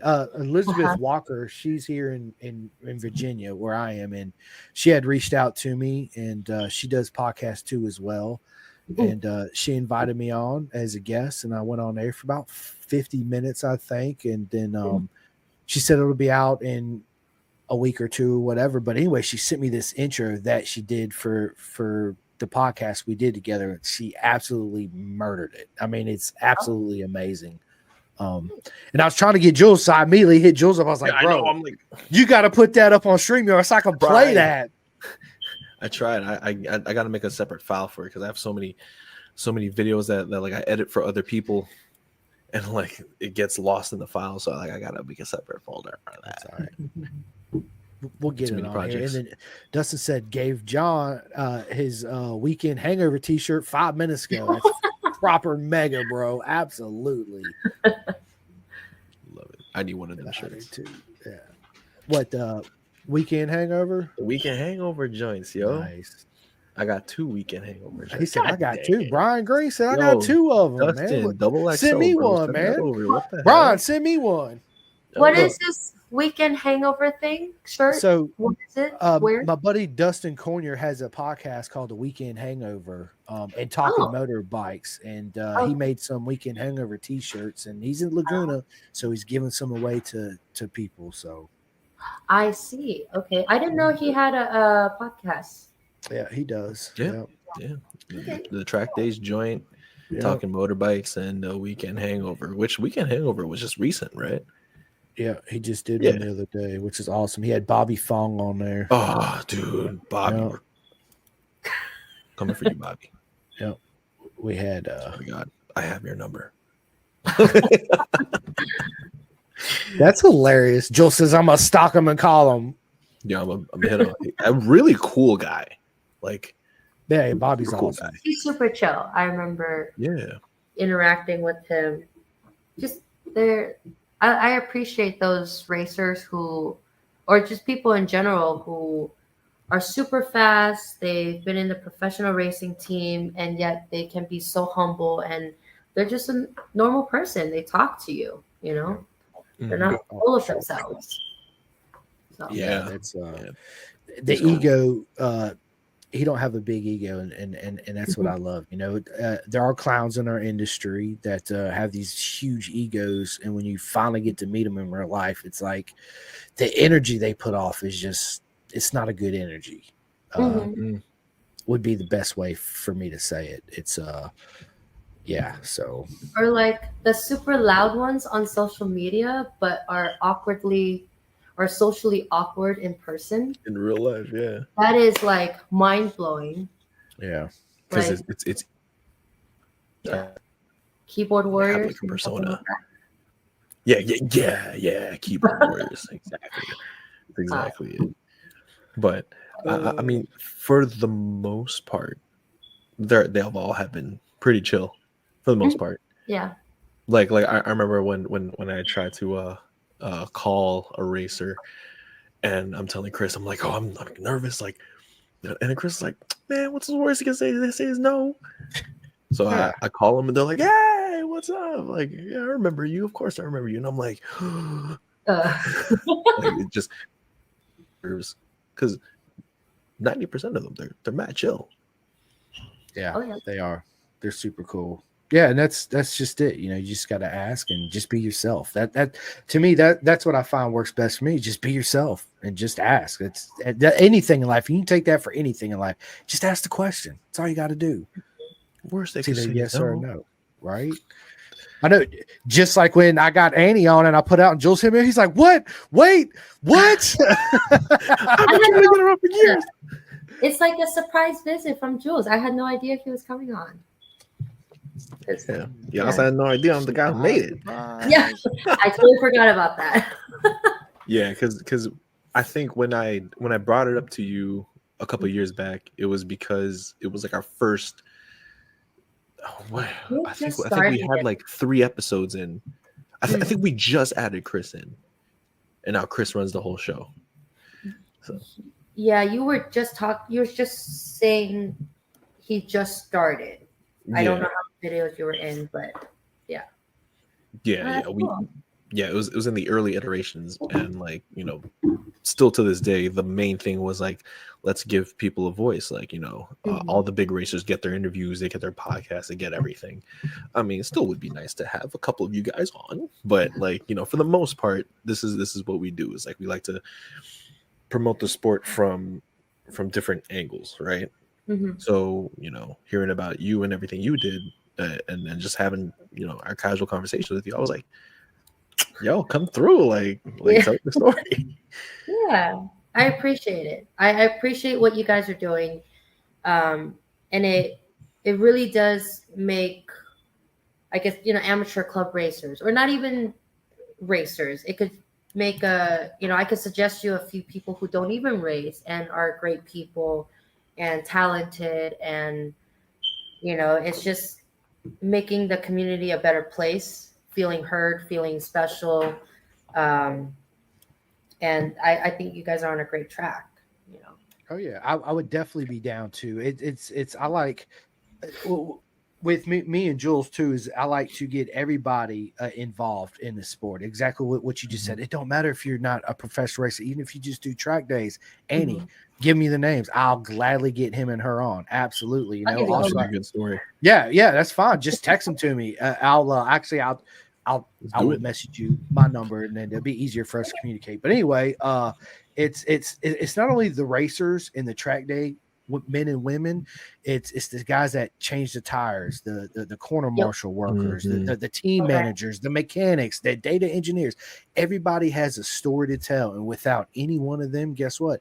We're not racing, right? So it's very important, and that's something I feel that's missing in this industry, especially motorcycle podcasts. Everybody goes after the racer, right? Well, what about the mechanic or the dad that's forking out all this money to make his son or daughter realize their dreams, right?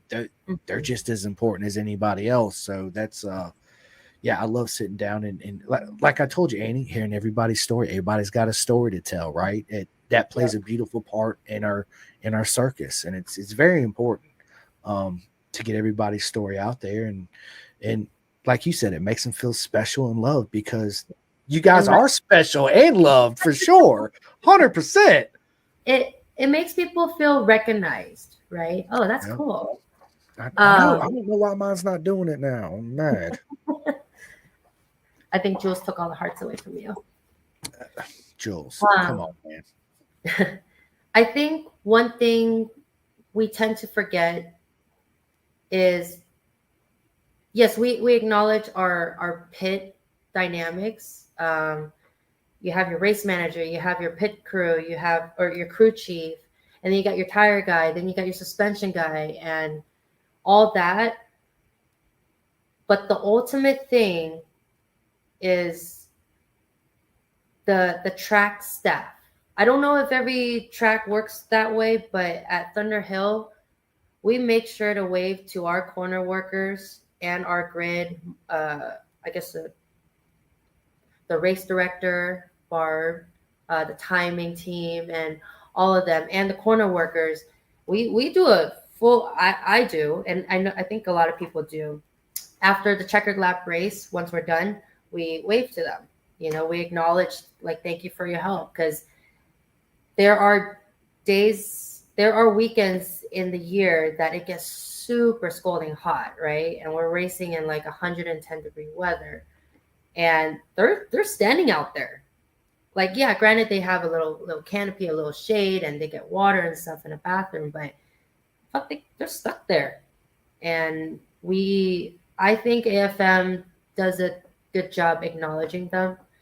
But I hope that is something that doesn't go unnoticed in every track everywhere, like you said, it's the crew chief, the tires guy, everything that makes it possible for a race organized, or even a track day organization, or any organization to happen. Like we try our best not to forget it. who is the ultimate root to the whole event. You know, I appreciate AFM's staff, everyone, corner staff, the grid. There's a lot of names, and then there's also behind the scenes with one of our special. She is a very special lady, Allie Klein. I cannot imagine how much she goes through dealing with registration and then licensing, and she handles so much just for one person. And granted, sometimes she'll have a couple of people help her, but I can't imagine what her brain's going through on a Thursday evening, Friday evening, right before race weekend. And yeah, you gotta appreciate that and acknowledge them. Yeah, Yeah, for sure. and- And then the Right. photographer. Oh my god. Yeah. Word. They Word. say- I've had several of them on too. Yeah. Me and Jules. Yeah. And Cancer, freaking homeboy from across the pond. Mike Duran, my buddy Mike. Duran. Yeah. Yeah. It's Great fan. Again. We need you. they Oh shit. Okay. Great fan. Coming after you, great. He does pretty good videography. yeah, he does. Oh yeah, Kills yeah. it in the videography for sure. And back to your respect to those people, and you've been on that side of the field. You've been on the sweltering heat, watching the race. We've been, that weekend was brutal. Like, Yeah. oh my god, I came back like 5 shades darker. Yeah. Yeah, and some of Coda's corners don't even have shade. No. Let me tell you something, Chris. Her corner, What? she had like they had like a little table of snacks. They had like a little canopy. Oh my god. They Yeah. was chilling. They I got was it here. good. I was here in turn 20, no shade, using the Red Bull sign as like a shield, and I'm like dying in the seat. And then we come back. We come back to the meeting, and they're like, "Yeah, that was a good weekend," and I'm here like, All dehydrated, gasping for air. lost 10 pounds just standing there. You know what I'm saying? But yeah, no, that because you know what they say. Shout out to David Howley. He's the guy that runs the whole like marshalling things for Yep. P and like all of Moto America. It's, There's one thing that go ahead. Sorry. I was gonna ask, is David Howley still involved in this? Absolutely, Okay. 1,000%. might He runs. I don't even know how he gets sleep, to be honest with you. But he tells us, every meeting, he's like, if it wasn't for you guys, these races and events wouldn't happen. And I'm just like, yeah, I'm motivated now. And it's like 5:30 in the morning. I'm like, Yeah. Oh, he needs to give his pep speech to all of us because Yo. we're all half asleep. yeah, oh yeah. So he's got to get you amped up, but Mhm. yeah, it's all a loving community of a lot of people that work together. Yeah, we have a few bad apples, but at the end of the day, it's like we all share, a love in all this, and that's what Pin the Gas wants to put out there to people, or even people who's never even touched a motorcycle, to understand that this community is all about the love of the love of two wheels and love for each other and all the positivity that emits from this. So it's working. It's working, I'll tell you that. That's awesome. Yeah, for sure. So, Annie, let me ask you this: what kind of training do you do as Training far as your Motorcycle? races in race weekend? Yeah.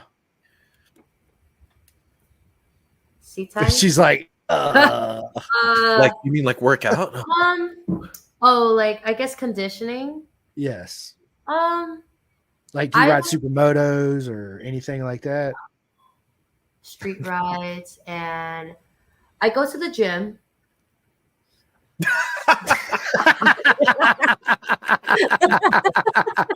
Oh, I love it, dude. Have you Thank seen her? Look, have you seen her guns? Ah, Is this one? No, that one. Matt Jam, you're Oh. fucking awesome. Yeah. Oh, Damn it, it's dude. got small. Yeah, they used to Oh, be bigger. oh snap! Oh. Used to be bigger, but Ooh. anyways, yeah. I love hit classes. Yeah, we're not gonna go down the hole. But yeah, I do HIIT classes, and they work on your stamina very well. It can kick your ass. So my benchmarker was always, my first HIIT class ever, or not ever, but when it first started, my first HIIT class, I lasted 30 minutes out of 60 minutes, and I just quit. I walked out the door, and I'm like, I can't do this. So then the next weekend, I went again, and I survived 45 minutes, and I quit. I walked out. I couldn't do it anymore. And then eventually, I just keep doing it and doing it. It built that stamina and endurance for, in racing. I feel like it's racing. 6 laps for me is tough. It's by lap 3 or 4, I am crying for that checkered flag, and I'm just dead tired. So going into taking HIIT classes, running pilot, and lifting weights a little bit, I feel like that all contributes to sustaining 6 laps. And actually, just recently, I signed up this past round 4. It was about a month, maybe like a month ago or something. I decided to race FP, which is Formula Pacific, which is the main event for AFM, and that's a 12-lap race. And I kind of tried to condition, but I really put my mind to it that, okay, I think I can do this. Let's see how well I do. So when I attended the race, lap 4, I broke my shift linkage. So I couldn't shift anymore. I was stuck in, I think, 5th gear around turn 9, turn 10 into turn 11. And I tried to salvage it as much as possible. Like try and shift with my, pull the notch with my hand, push it down, kick it down, anything. And it just, I gave up. So I just got off the track. So I kind of walked in, not psyching myself out, not thinking, oh my God, 12 laps. That's a lot of laps for me. Mm-hmm. But by lap 4, when the shift linkage broke off, I wasn't fatigued at all. I was having so much fun. I was actually racing my friend Jason. And because we were dicing it pretty much neck to neck the whole time, it made the race so easy that I hope my redemption round would be just as fun and easier. Because if, most races, it's kind of boring when you race by yourself, but it's inevitable that you race by yourself, right? You just don't happen to land or take off at the same time with somebody that's at your pace, right? Mm-hmm. Yeah, hopefully. Actually, since you're fast as fuck. Yeah, she's like, yeah, goddamn right. Yeah, damn it. I tried. Shit, half these races I am racing by myself. Shoot, Fun fact: if you scroll down my Instagram, maybe a couple of years ago, Annie recorded me deadlifting 325. Oh yeah, I remember that. I was like, yo, Chris, I was like, yo, Annie, get this real quick. Yeah, I do remember. Oh God, that was such a good time. Such a good time. Are you into ice baths? Because I do ice baths. Is that something you do too, Annie? No, I don't. I can't stand the cold like that. I can't. I mean, I will try, but I've never came across an opportunity to. I didn't go out of my way to go find one. But why? Is that something? That's something I do. Yeah, I mean that's something I do. It's I don't lift a lot of weights. I do Wim Hof, the Wim Hof method. He's the Iceman, right? So that's what he's considered as the Iceman. So what I do is I do my breathing exercises and I do push-ups, and then I go jump in an ice bath. It's absolutely amazing. Okay. It helps you recover. It just and you always want to do hot and cold. You just don't want to just do cold, right? You want to alternate. But it's good for everything. Inflammation, recovery. Mm-hmm. Listen, your mind. It's also a mental game. Racing is such a mental game, right? Ice bath is the same way. I don't like the cold. Forget the cold. It's not what it's about. It's about the mental challenge. right? It's about you jumping in this ice bath for 2 minutes, getting your breathing under control. Once you get your breathing under control in the ice bath, you got to be your shoulders underneath the water up to your neck. You get this warmth sensation come over you. It's absolutely amazing. It's something I can't really explain. It's something you got to euphoric. It is. It's something you just got to discover for yourself. They're absolutely amazing. Just try it sometime. Okay. That sounds. She's like, bullshit. And we went, nah. Chris is an ice bath salesman. Yeah, no, they're really good. There's a discount code at the end of this podcast. Right, there is. Pendergast 2024. There you go. Oh yeah, it's a discount code. Yeah, it's called hypothermia. No, it's not, Mad Jam. Come on. No, it's not. It's actually it's not. It's not hypothermia. I can't really explain like what it is because you're there for like a minute if you can hold on a minute. Oh hell no. And the recovery 2 minutes. We were like or 2 minutes, yeah. It's like the recovery of it is really good. I've done something close to it. I did like a cryo chamber because my friend used to work at this like physical therapy place and they had a cryo chamber. I was in there for 30 seconds and I was like, that you put on gloves and like to make sure that you're towel dry, like you are dry as hell. So I walk in there and my head's poking out of this like tube and I'm like, all right, go ahead. He's like, 1 minute. I was like, 1 minute. So like after like 30 seconds, I was like, all right, I'm out. But my muscles felt great. A cryogenic chamber. What is that? It's pretty much like a giant freezer, arguably, that you walk into. Yeah. Man, y'all like to freeze yourself or something. No, it's the recovery, especially if you're like high intensity workout. My recovery is stretching. I guess I'm fairly old school. I do need to stretch a lot, and I don't know. I feel good after. It's almost like a session of yoga. You just stretch all your limbs and you breathe. It practices your breathing, but I guess it's not as intense as an ice bath where you really have to breathe and focus, put your mind into it, and stay in there. But yeah, practicing breathing is a huge thing. Sometimes I joke around. Sometimes we forget to breathe on track during a race, and you just all of a sudden catch yourself like gasping for air. Like, wait, what? I just held my breath for 4 minutes. Are you kidding me right now? Yeah. Yeah. Holy shit, I'm breathing. Yeah.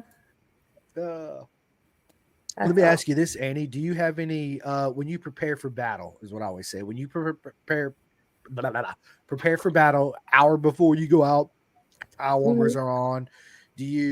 What's your routine to get prepared for battle? Do you like have any kind of superstitions like my left boot's got to go on before my right boot? Listen to certain music, anything like that? Tell us your routine. So the garage I pit at, there is no time for music because there's always something going on. It's super busy. And when I guess I try and get a chance to listen to some music, but lately I haven't. Anyways, no. I guess as soon, like 5 minutes before they call first call, I'm standing in front of a fan if it's really hot, and then breathing. My thing is 4 second inhale, 4 second exhale. Okay, I love you. 4 second inhale, 4 second exhale is my pattern. I don't necessarily tell myself like do it 3 times and then go get dressed or anything. But yeah, 4 second inhale, 4 second exhale. To bring you your dinner? No, I'm good. I'll come in and eat when I'm getting done. But thank you, my boy. Mossy, can you bring us dinner? Yeah. Hey, Annie says, can you bring her dinner? Say yeah. She's in California. Always wanted to go, right? California? Yeah. It's not Canada. Canada. Well, that's close enough to Canada. You'd be all right. California. That's awesome. Canada. my boy. He always usually busts up in here during a podcast. He's like, oh, whoa, whoa, whoa, whoa. Yeah, Which is awesome. I love it. Appearance. Yeah, I love it. Absolutely, I love it. And obviously, you know, he told you his name, Rossi, right? I named him Hayden Rossi after Nikki Hayden and Valentino Rossi. So Nice. yeah, he's I was telling Jules, I'm like, oh, he wasn't kidding. The name is Rossi. Oh yeah, no, absolutely not. No, and it's funny because when you meet him and you call him Hayden, he'll look at you and be like, Oh, they call me Rossi. That's what he said. They call me Rossi. wow. He's wide open too, Andy. Ask Jules. Like at the racetrack, he is like ping, ping, ping, ping, ping, ping, ping.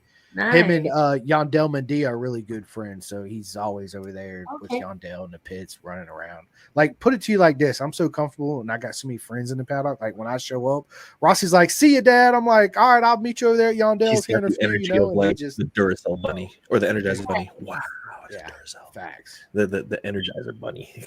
Is he going to start riding, or has he started riding already, or what's the goal? So when my wife was pregnant with him, I bought him a brand new TTR 50. A couple of my buddies come over, you know, we men get together. Here, hold my beer, watch this. I wrecked it, ran it right in the side of the fence, bit the forks on it, right? Only had it for like 3 weeks.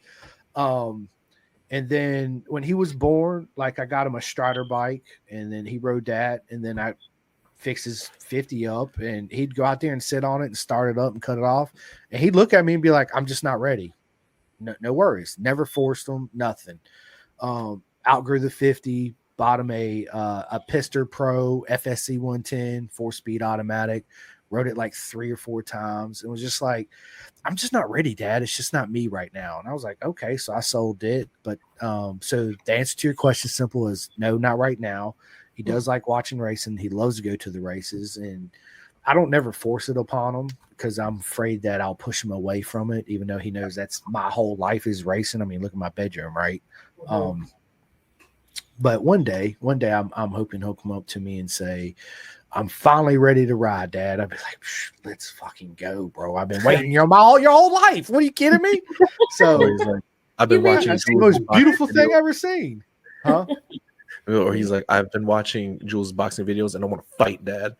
I'd be like, okay, let's do it, right? Yeah. I would never. I always support my son on whatever decision he makes, he wants to do. And honestly, Annie, at the end of the day, that's my main motivation for this podcast. Is one day when I'm not here, my son can always go back to YouTube, iHeart, Spotify, see me, listen to me. You know, that's as you can tell, Mom, he's a daddy's boy. So I spend all day with my son. Except for when I'm at work, obviously, right? But when I come home and I'm not doing this, we go in there, we play Fortnite together. Of course, he has an Oculus, so he'll go in there and play his Oculus, and then that gives me a little time where I can actually get on the PlayStation for a minute, play some Ride 5 with some of my friends. But it's not very often because I'd rather just sit and hang out with him, to be honest with you. That's good quality time. Yeah, I mean, it's absolutely amazing. Well, look, man, we're almost coming on 2 hours on this podcast. And Annie, I can tell you're not nervous no more. You done come into your own and shine. And look at you, girl. She's like, stop it.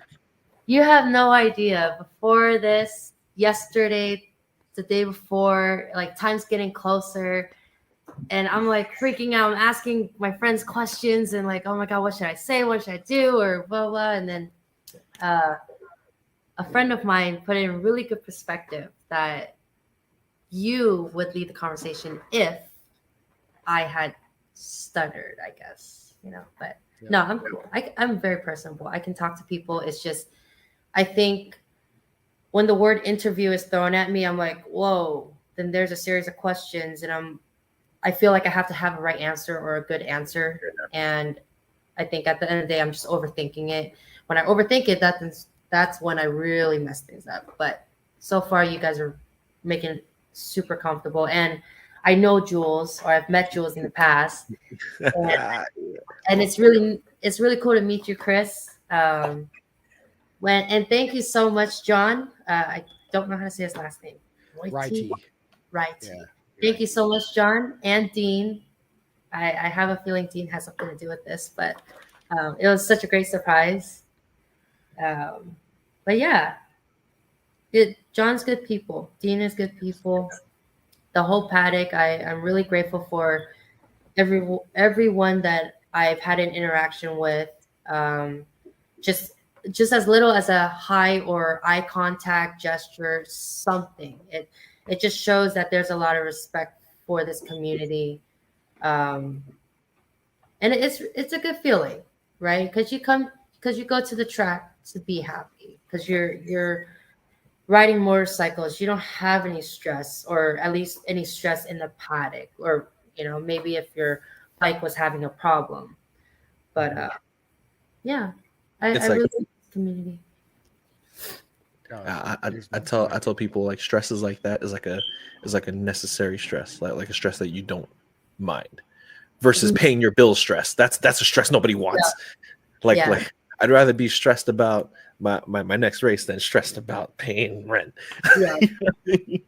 I gotta say, race weekends are freaking stressful, because there's so many logistics behind getting a race ready, just one race ready, or let alone entering the weekend. Then you gotta, our pit, the pit where I pit at is huge. Like, we're talking 8 canopies, floorboards. I can't imagine like what the tire vendor guys do, or like the Love you. All right, babe. I love you. Bye. Bye. Have fun. bye. She's going out to have her friend's birthday, so she's going out to have a couple drinks with her friend. Oh man, without you? Yeah, because I'm sitting here with you Are guys, we and Are we holding you no, up? absolutely not. Oh, No, okay. no. This is a girls' night thing, so I'm gonna let the girls Oh. do the girls thing. I don't want to be that third wheel in the girls thing, if you know what I mean. This is Chris's Yeah. drink right here. Yeah. This is my drink. That and my water right here. I'm good. This little Ducati bottle. No, it's actually my Aprilia bottle. Oh, no, Aprilia bottle. Oh, shit. Yeah, I got a Aprilia bottle now. I love it. I love it. So listen, I want to ask you some personal questions, Annie, so everybody can get to know you personally, like me. And well, Jules knows you already, but I do too, but not like this. Okay, so let's start off with do you have any tattoos, Yes. and what do they mean to you?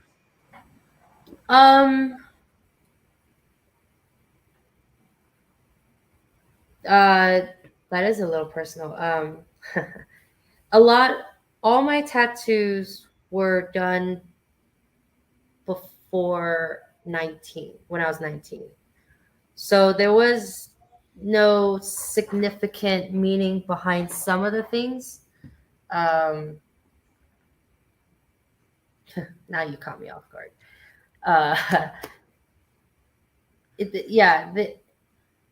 My first tattoo was when I was 17, because I found this place that allowed underage tattooing. I won't say who they are. I don't even know if they still exist. But it was like I kind of followed the trend, and I just got something. And I probably don't want to say what it is, so we're just gonna keep it as that. Yeah. But yeah, I do have a koi fish on my back that was going to be a bigger masterpiece along the entire back, but I don't think I'm going to finish that, or maybe I will sometime in the future. But I haven't touched any tattoo or ink since I was 19, because I started writing when I turned 20. But yeah, no major resemblance, but I do have this one nice piece of a rose. Nice. I like it. Yeah. But yeah, if I could go back in time and have no tattoos, yeah, I'll probably have 0 tattoos. Yeah. But it is what it is. No, yeah, I got 2 tattoos that I regret getting too. Like you, I was young and dumb. Like everybody, hey, let's go get tattooed. Let's go. Let me get that one. I'm like, shit, why'd I do that? Right. But Yeah. my main one, obviously, you see, I got a Marco Simoncelli one. Okay. Of course, Nice. my Ducati one, and then I got a Valentino Rossi one on my back. So Nice. yeah. Chris all tatted. Jules, do you have Sure. any tattoos? No, I don't. Are you gonna But- get any? want to start off right here. Damn, those guns are massive. Yeah, look at him. That's the only reason why he did that. That's it. He's like, yeah, look at this right here. This is what I want right here. Yeah, check this out. Check out this tricep too. She was over here flexing. We're pumping him up. Right. I mean, eventually, like I definitely want to get the like some like Filipino tribal tattoos. Okay. Completely terrified on how much that would hurt, but If it's muscle, it doesn't hurt too much. If it's like fat, like right at the back here that you hardly ever touch, that will hurt. And anything along the bones, fucking will sting you and stun you. That I know of. I slept through mine. Oh, lucky you. I slept through this one. The Rossi one on my back, I was absolutely comfortable and relaxed until she hit my fucking spine. And I was like, I was just gonna say. I was like, what the fuck is that? She's like, hang on. My eyes are going, my shit's like fucking hurts. You kidding me right now? Holy shit. I was not expecting that. Oh yeah. Yeah, I mean, for the most part, it's Jules, I think the worst of it feels like a constant bee sting is what I would say. That would be the worst of it, right? And again, it's right fucking here. Just do the best you can to try to deal with it. But dude, you'll be bite fine, your tongue, man. grab Yeah. like a stress bar or something, or Yeah, something. yeah, because I'm planning to start after my trip to the Philippines.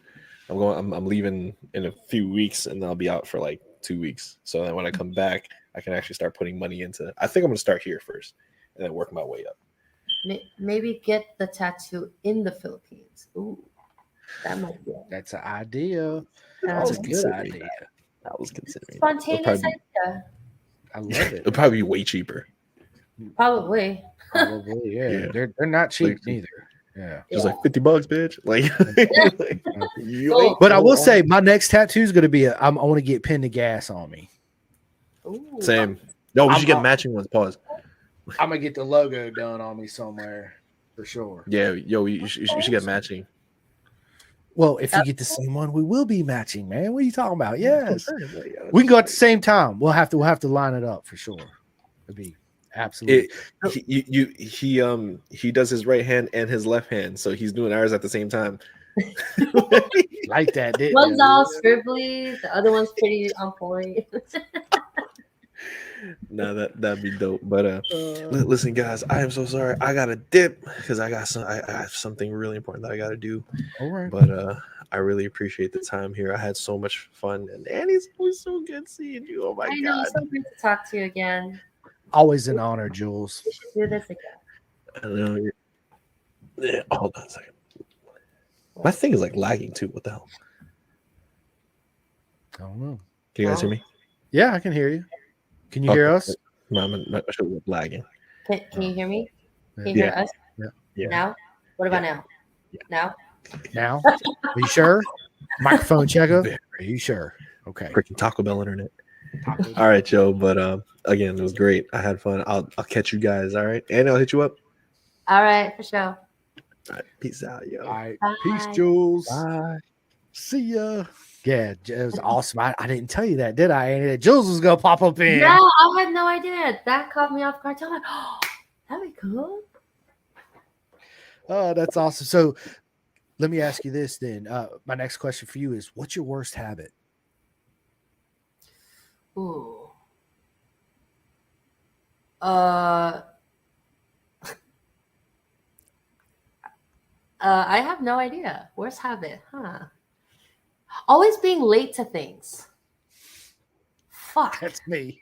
God damn it, dude. Me too. Well, high five to that. No bullshit. I am. My wife's like, you're the worst. God damn it, dude. You're late to everywhere except for road racing or your work. And I'm like, yeah, I mean, the party don't start till I show up, girl. That's why I do it. I let everybody mingle, and then I show up. I'm like, woo, let's go. Yeah. So yeah, me too. I'm late everywhere for sure. Yeah. I'm late to a lot of things. I'm trying to work on it, and that is a personal issue, obviously.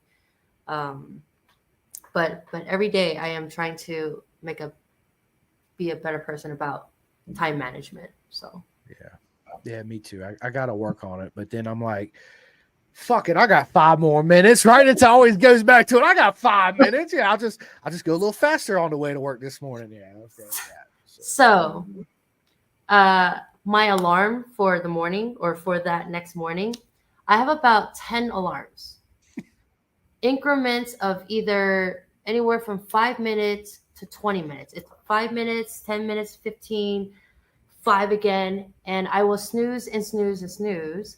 I've been getting better about that. As soon as the first alarm goes off, I'll spring up, but then I'll lay back down and just play on my phone, play. And I'm like, oh, next alarm goes off, snooze, play alarm. And then I'm like, oh shit, there's only 20 more minutes. And then I got to, get up. I got to go. And so I'm always rushing out of the house, but baby steps. I actually am awake on the first alarm. So yeah. I'm the same way because I get up at like 4. Well, I used to get up at 4:30. Now I'm gonna start trying to get up at 4 because I'm almost late to work every day because same thing. I'm like, snooze, I'm going back to bed. Oh shit, really? Snooze? God damn it, I'm going back to bed. Yeah, it's then I'm rushing out the door. So I'm gonna get so much shit from people after this because of this topic. Oh, I love it. So let me ask you this, Annie. Tell us something we don't know about you.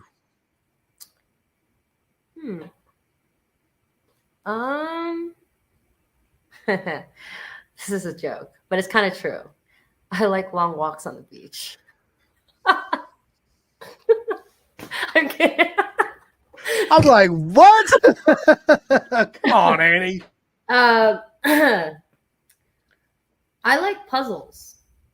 1,000-piece puzzles. I am a geek for that stuff.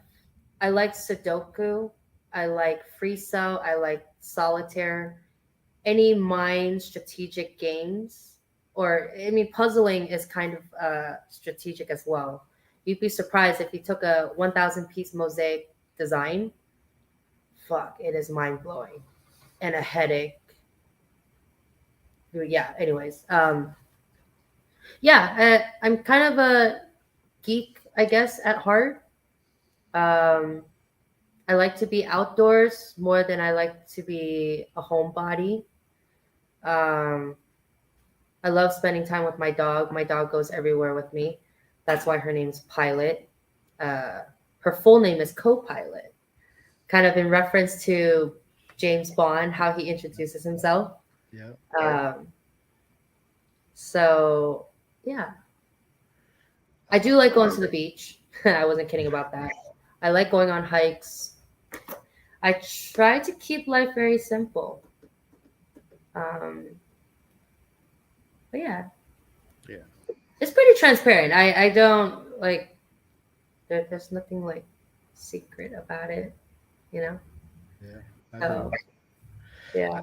I had my good buddy Nolan Lampkin. He races in Moto America, and he said, man, I wear my socks inside out. And I was like, why you wear your socks inside out? He's like, because in the front of it where it's sewn together, it gets you all in your toes sometimes as you're walking and stuff. He's like, I can't stand that. And I'm like, bro, for real. So now I wear my socks inside out. So thank you, Nolan. Yeah, no. So I recommend you should try it. Everybody listening, try. Ooh, excuse me. Try to wear your socks inside out. It's a game changer. My son does it now. Everybody does it. They're like, what? Really? Yeah, socks inside out. Okay. So for sure. Is that a ritual you do for a game only or every day? It turned into an everyday thing. Yeah, absolutely. Anytime I put socks on, they're inside out, 100%. Okay. It's a game changer. You were asking what is my ritual before a race? Yes. Nothing too major, but then my right glove has to go on before my left. Has to. The last time my left glove went on first and then the right, I dropped my bike in the paddock because I was lifted off unsynchronized, I guess you could call it. I was ready for it, and then he wasn't ready for it, and then I wasn't ready for it, and I dropped the bike. And I was a little frustrated that because I dropped the bike, we picked the bike back up, and I didn't take a breather. I just went out, and then I crashed. And so I'm like, okay, from now on, it's always going to be the right glove and then the left glove. So kind of chill. Yeah. No, it's not. Everybody's got their own cliche on how they get dressed, right? To me, it really don't. I used to be like that. I'm like, dude, I got to do this. But then I was like, how silly am I for thinking that, right? Like, it really don't even matter which fucking way I get dressed or how I get dressed. The point is I'm getting fucking dressed to go have fun on the track. That's the main purpose, right? So yeah, it's yeah, absolutely. Yeah, this is like a superstitious thing, you know? Yeah. I mean, kinda. Yeah. Yeah. Let me ask you this question then. If you can invite any three people in the world to a track day, Annie, anybody, it could be professional road racers to people that's not with us anymore, celebrities, whoever it is, what three people you gonna bring to your track day? This excludes the people who already go to the track day, right? It could be anybody Annie wants in the world to come to your track day. It could be Keanu Reeves. It could be anybody. It don't matter. What three people you gonna bring? I want to bring my brother. He's all the way in Tennessee. Him and I had, before he moved away, he and I had a really good childhood together. And it's just unfortunate he moved kind of far. And then as we grow older, we just kind of have a separate busy life. But I want to show him how my, I guess, hobby turned out, right? He knows I love motorcycles. He knows I'm always riding motorcycles day and night back then. He would be one person I'd bring to the track. Shoot, I want to bring all my street friends because they don't go to the track. Yeah, basically everyone in Precious Snowflakes, from the Redwood TT gang, NorCal Cycles, the San Francisco FNR, and everyone that I've crossed paths with, I would wish that they came to the track. I mean, not just to watch me, but share that love with them. I don't really have a specific because I know a lot of people. That's okay. That's yeah, perfect. I love it. But So, sorry, yeah. No, go ahead.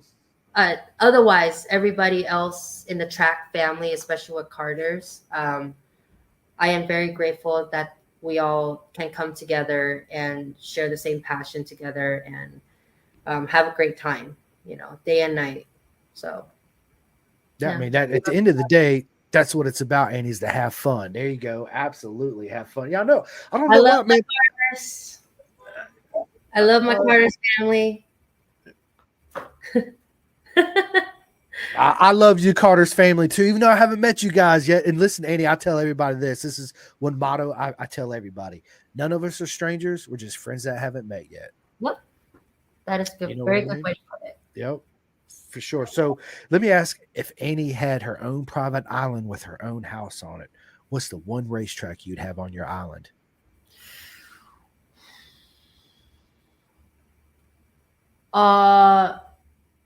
So you're kind of asking if I've been there already or It could be any track in the world, whatever your favorite track. It could be Magello, it could be whatever Annie's favorite track is. What track would be on your personal island? Nürburgring. Nice. I've never had that's the first time that's ever been answered on here. The Nürburgring. How come no one picked that track? I'm not sure. They just don't. I don't know. So when you ask what is my favorite kind of, track or road, it's always going to be the challenges road ever.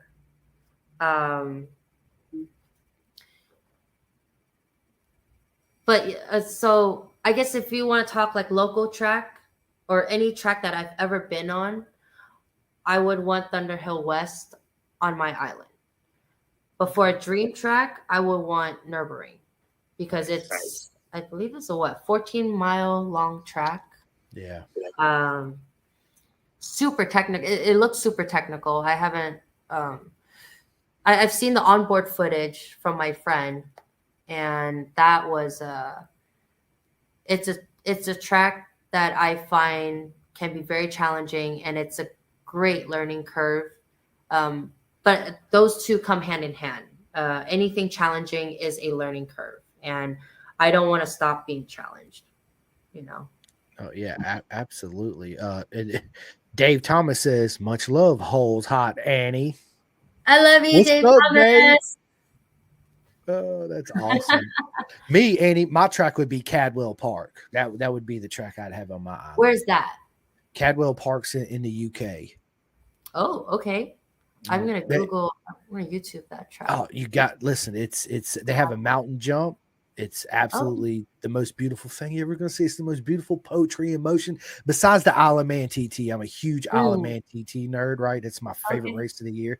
Dave Thomas, I rode Cadwell. Listen, Dave, check your messages because I sent you a message, man. I sent you a message, Dave. Answer it. I'm jealous. I went to Cadwell August of last year. I got a good mate of mine, Dave Neal. He has a podcast called Off Track Podcast. He does all the BSB guys, and it's I'm also on the Isle of Man right now. Dave, you're making me so jealous right now, man. I love it, dude. But so when you get back, Dave, shoot me a message because it would be an absolute honor to have you on the podcast for sure. Ooh. Yeah, 110%. But I went to Cadwell last year. My good mate Dave Neal has a podcast. Actually, when Jules, when we first started having guests on, I reached out to Dave. He was one of our first major player guests on here, awesome. And we hit it off immediately. And I was like, dude, I want to come to Cadwell. He said, get a passport, get a plane, let's go. And boom, there it is. And Dave, I love you. I was just hanging with Davey Todd, Mike Brown, Michael Dunlop, Dean Harrison. Okay, done. Dragon, LOL. I messaged you, bro, dude. Yeah. So listen, Davey Todd. I know Davey Todd too. He's a mate of mine. Michael Dunlop, dude, he's an absolute fucking legend. Are you kidding me? Dean Harrison is an absolute legend too. It's I'm jealous, Dave. Absolute jealous. He's just rubbing in our faces now. Right. He says, but Annie is the shit. Glad to see you on here. Thanks, Dave. Annie is absolutely amazing. I love you, Dave. And I'm glad she accepted the invite for sure. 110%. Oh, yeah. Thank you so much for having me on here. Listen, the honor is all mine. And, it's funny because when you said you was nervous and all this, listen, I feel the same way as all my guests does. Now, you're my friend, not just a guest, right? So it's I get that anxiety build up. I get that it's everything, all the emotions, just, everything coming to like, what if this podcast sucks and blah, blah, blah, just the whole nine. But yeah, it's an absolute honor to sit down and be able to interact and talk and hear everybody's story. I never thought in a million years that I would be podcasting, and thanks to Jules, it's woke up this like something inside me, and I fiend for it now. Like if I don't have a podcast lined up in 2 or 3 days, I'm like, I got to get somebody on the podcast.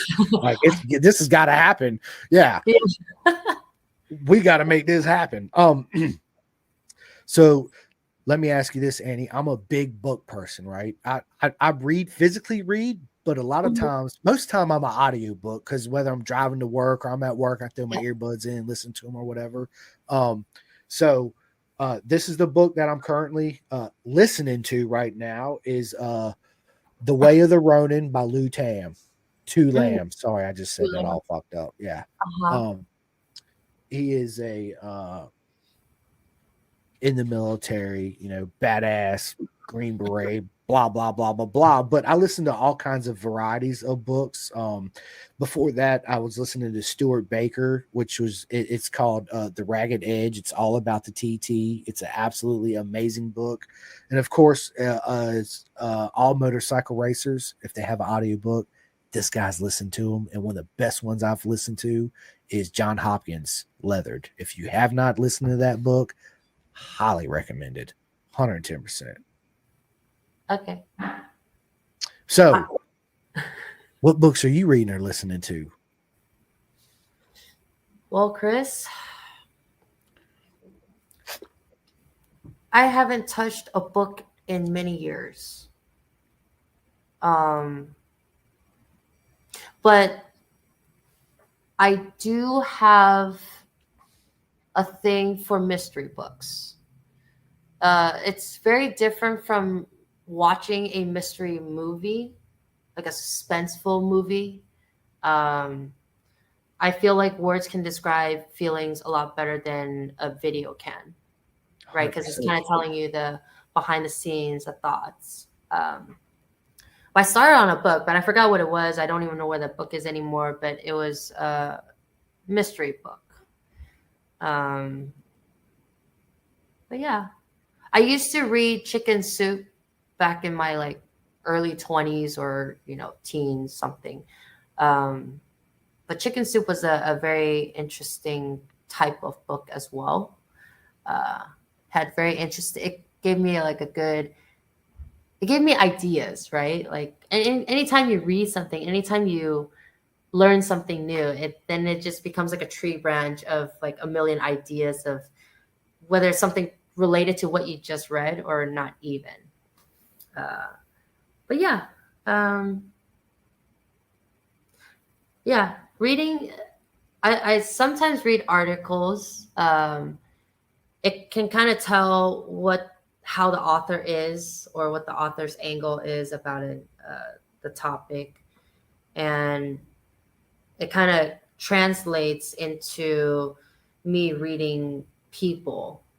If they have a certain reaction, usually back then my reaction would be to react back to it, and then it just becomes a bumping head to head kind of thing. But nowadays I have more of a keen eye for trying to understand why someone does something or why they did what they did to react that way. But yeah, I haven't touched a book in a long time, but that would be the type of books I want to read. Something, whether it's fiction or nonfiction, is reading into how a person's thinking is what I'm getting at. Yeah. Andrew Bourdain, I read one of his books that my buddy turned me on to. I can't even remember the name of it but his book was kind of like that. Like you seen the mindset he had growing up, where his love of cooking began, all the trials and tribulations. It was just a really good book. I really enjoy. I didn't think I would, and I love Andrew Bourdain, right? And I love to cook, and I was like, man, I just ain't much on listening to a cooking book, right? Are you kidding me right now? Man, I was sucked into this book. I'm like, oh my god, this book is really, really good. Found it. While I'm looking at this, let me add, do you listen to podcasts, Annie? Hardly. Okay. Yeah, okay. I know. No, I just listen to music or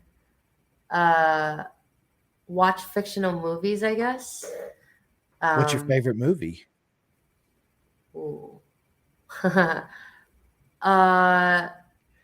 I really like Ratatouille. I couldn't say that's my favorite, but it's just, it just brings joy to me. Yeah. I don't know why.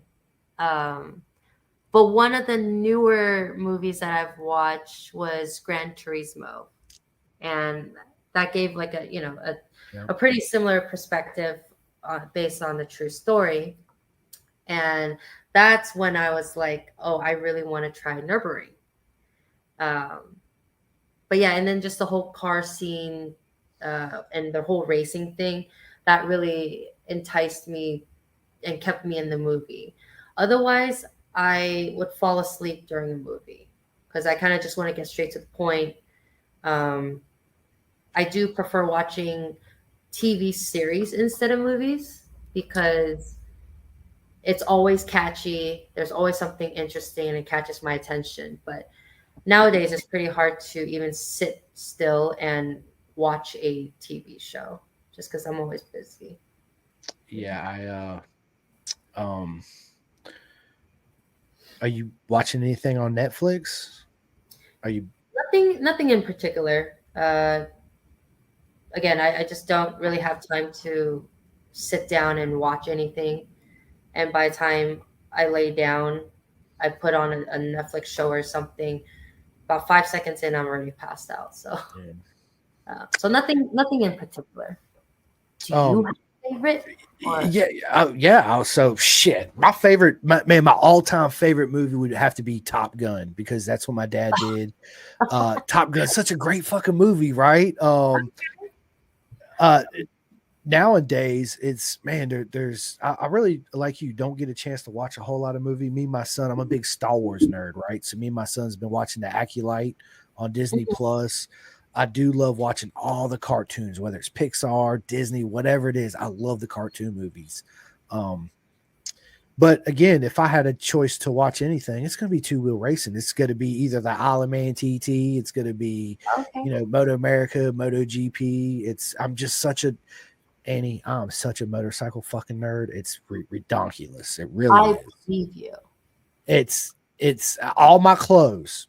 If my wife was here, she'd come in here and tell you all my fucking clothes, but maybe 4 shirts are non-motorcycle. Everything else has got some type of motorcycle on it. Oh yeah.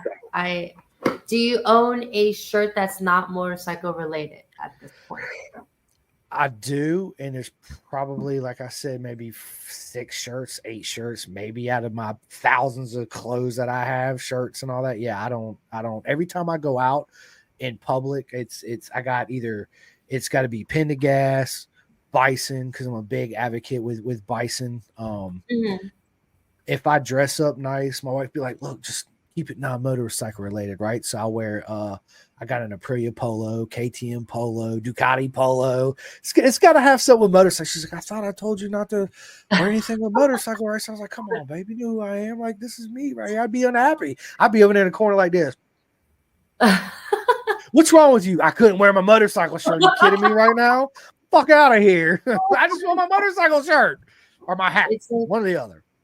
It's like you breathe, eat, and sleep motorcycles. It's like it's in your blood, and wearing it already brings that much confidence into you.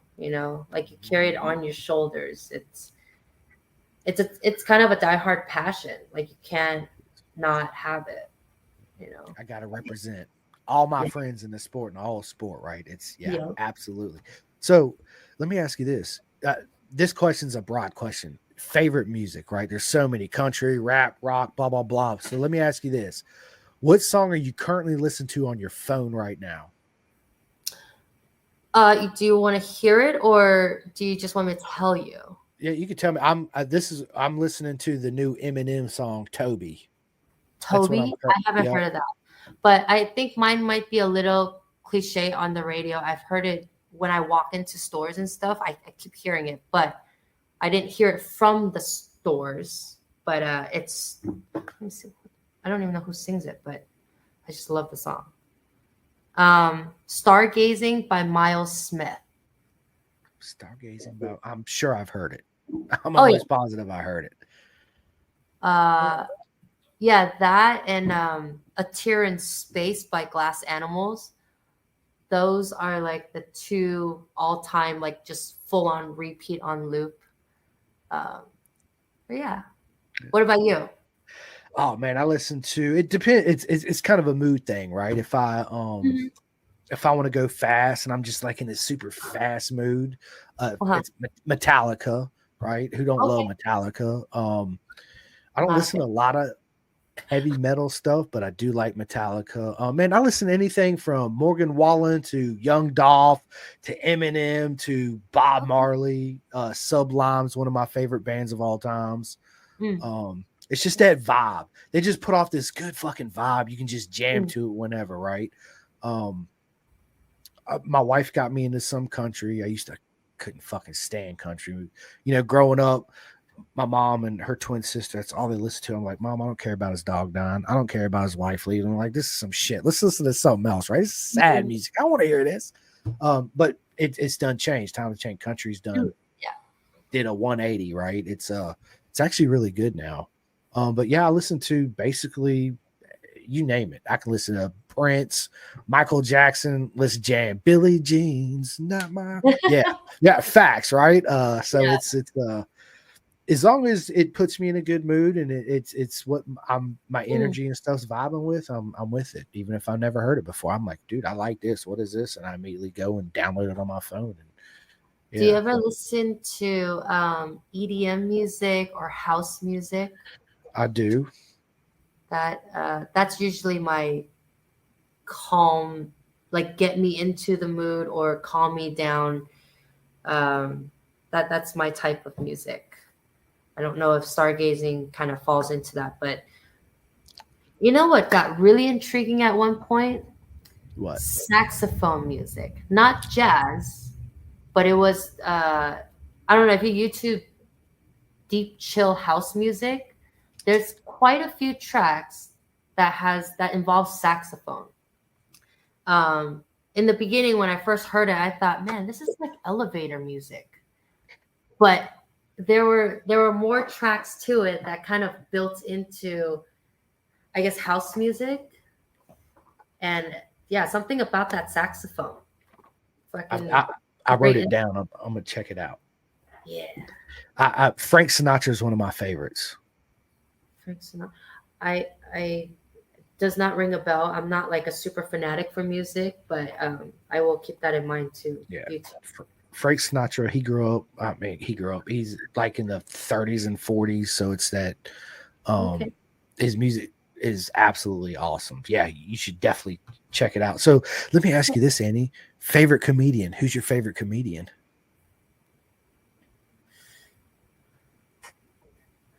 Joe Coy is pretty funny. I feel so sheltered. My life is like in a nutshell. I don't listen to stand-up comedy, but when I do, I find it I find Joe Coy pretty hilarious. And then that newer comedian / actress, Allie. I don't know her last name. I know exactly who you're talking about. I can't remember her last name, but yeah, she's good too. Yeah. I think she just recently made it onto Netflix as well, along with some of her new movies.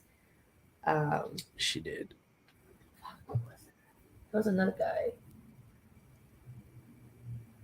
Kevin Hart. I've actually invested time into, watching his movies, and then, not replay, but on loop, there was one of his stand-up comedies. I don't remember which one, but his stuff's pretty funny.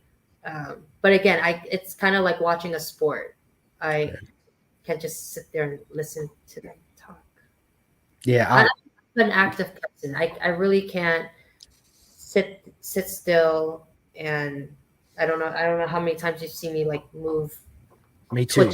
Over. Like I really can't. I just want to go do something. Yeah, I'm the same way, Annie. I got ADHD and I don't take no medicine. I don't know if I would call that ADHD, but maybe. Some people will agree with you. Yeah, I don't. I was my buddy Adam J. Bauer just replied to Dave Thomas. Adam's a legend. He races in the Mannix GP over there on the island. He called Dave a twat with a bunch of laughing emojis because he's over there at the Isle of Man right now. And I'm hanging out with Davey Todd and Dean Harrison. Yeah. Lucky. Let me ask you this. This is what is your favorite food, Annie? Ooh. There is no a favorite. There are multiple. The favorites. Yeah. Well, okay. Me too. Let me ask you this then. If you could just, what is your ultimate like favorite meal then? An easy meal I'd like, my go-to meal would it'll be either Ethiopian food. Lately it hasn't been Indian food.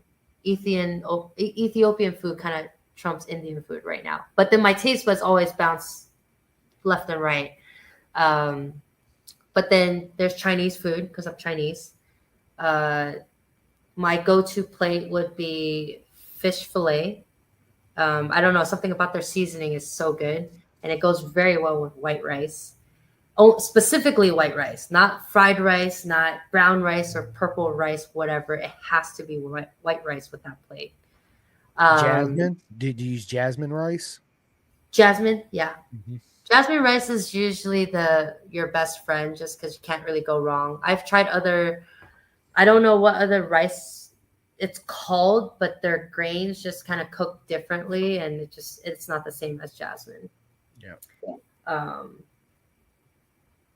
What else?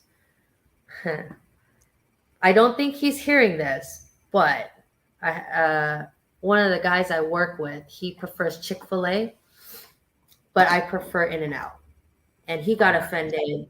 I would choose In-N-Out over Chick-fil-A. I got offended. He would pick Chick-fil-A over In-N-Out. Anyways, it's a whole long backstory, but yeah, so I prefer In-N-Out over like McDonald's or any fast food. I don't prefer to eat fast food much, but if you need to, I would pick McDonald's. But if I had time, I would go to In-N-Out instead. I choose a Vietnamese sandwich over an American sandwich like Togo's or Subway's or something, or any deli sandwich from a liquor store or whatever. A bowl of pho. I don't know. Do you know pho? I love pho. Annie, I love Mexican food, Indian food, Thai food. I'm well diverse in food. I love it. I absolutely love food. I love spicy food too. Ooh, spicy food. Yes.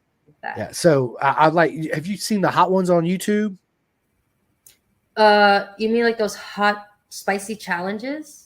Well, no. So there's this guy. It's a show. It's called The Hot Ones, Annie. And what he does is he's got 10 chicken wings and he interviews, people.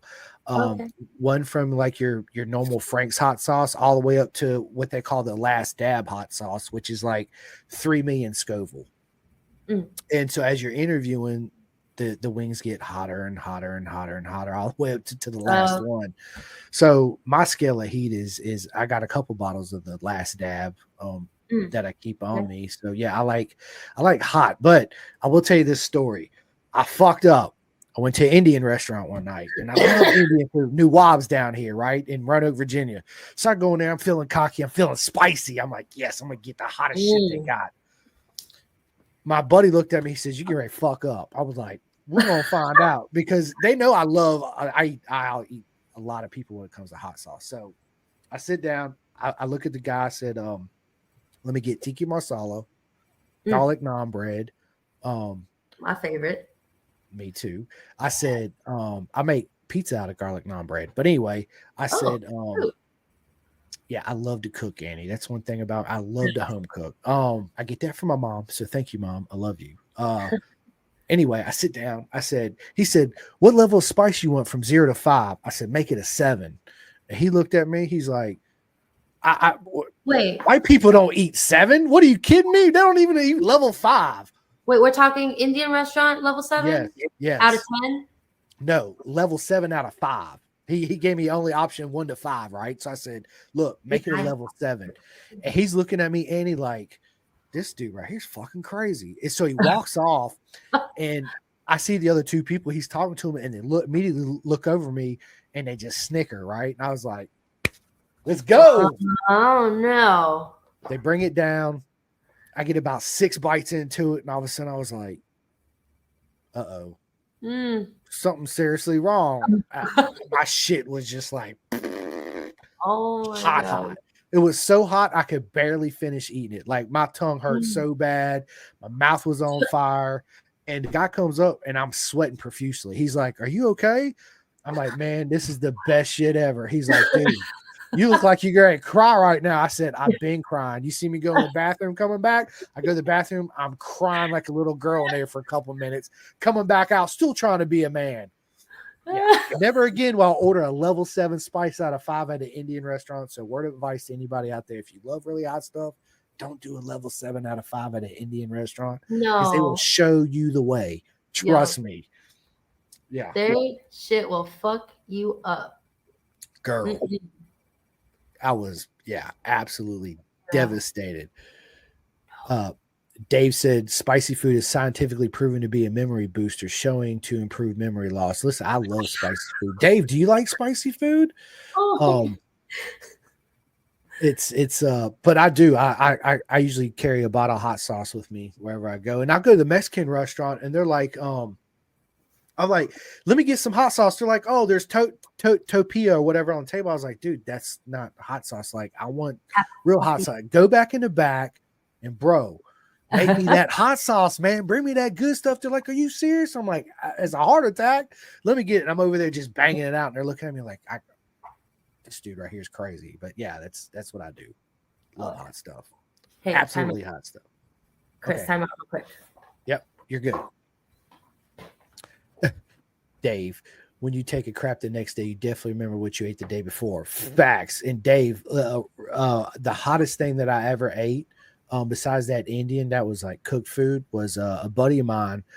I did the hot chip challenge, all this shit, right? So they got me this one called I think it was the Death Nut Challenge. There were 13 million Scoville peanuts, and they come 6 in a pack.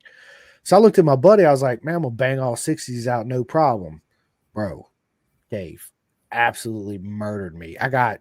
Once I swallowed it, bro, it felt like somebody pulled my tongue out and was hitting it with an ice pick and then poured gasoline on it and lit it on fire and let it go back down, right? And then the second wave hit. Oh, it was redonkulous. It messed my taste buds up for 2 weeks. Going to the bathroom was not fun for the next couple of days. Never used an ice cream sandwich like that before. But yeah, it was absolutely intense. Rusty, I got some of those one chip challenge chips here. I won't eat them. They've been sitting here for 6 months. Bro, they're 6 months old. Rusty, you need to throw them bitches out. Go buy you some fresh ones. The one chip challenge, it's not really that hot. I will, for more myrtles, it's pretty hot, but I think you can handle it, Rusty. You should give it a shot. Dave said, oh, hell no, I wouldn't like to suffer like that at all. Dave, listen, it was a challenge. I'm not going to turn it down. While you was gone, Annie, I told everybody that the hottest shit that I ever ate in my life, the Indian food was, but that was at a restaurant. Just to be a dumbass, my buddy was like, I got something for you. So he bought me these, I think it was called the Death Nut Challenge, if I can't remember. There were 13 million Scoville peanuts. So they come 6 in a pack. I ate all 6 of those. And I just got done telling them it felt like somebody pulled my tongue out and took an ice pick and just poked holes in it and poured gasoline on it and set on fire and put it back down in my throat, right? And then the second wave hit. My taste buds were fucked up for 2 weeks. And like I just told Dave, I said, I never used ice cream sandwiches in that way before or since. So it was facts. So 110%, I ain't got no shame in my game. I'm just saying it was, not fun. Rusty said, I lost $5 betting Andy was going to pick me to be one of here 3 track day friends. LOL.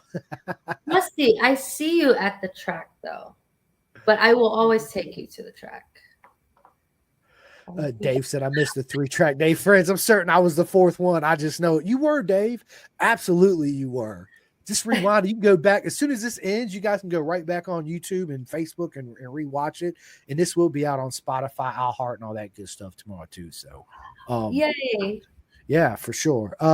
So let me ask you this, Annie. It's one of my favorite questions I ask everybody. Celebrity crush. Who's your celebrity crush?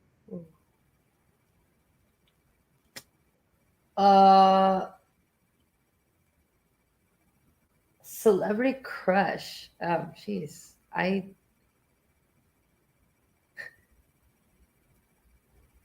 Who's that guy? Should I say the real name or the character? Whatever you want to say. Might be a little cliche, but Channing Tatum with Magic Mike. And he rides motorcycles. Yes, he I would does. I would love for him, or I would love for him to be at one of our track days and just ride. Because I'm assuming as like Keanu Reeves, I hear he goes to track days a lot. I just never seen him in person or met him. But same thing with Channing Tatum.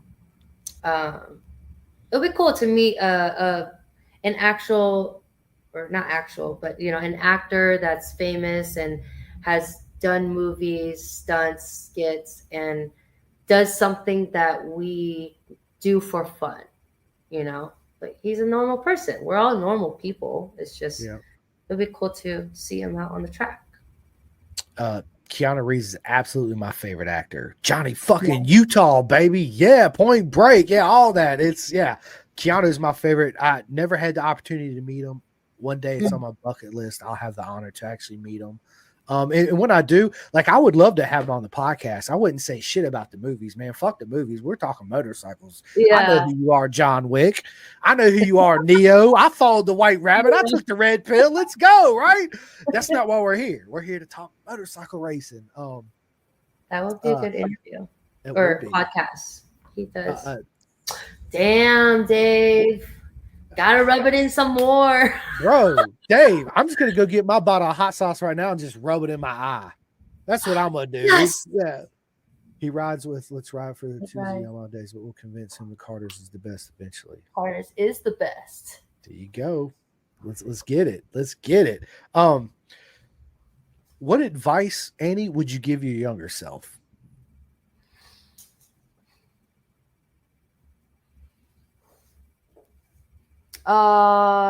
As far as motorcycles, As far as anything in life. I see the brain clicking. She's like, I don't even know where to begin.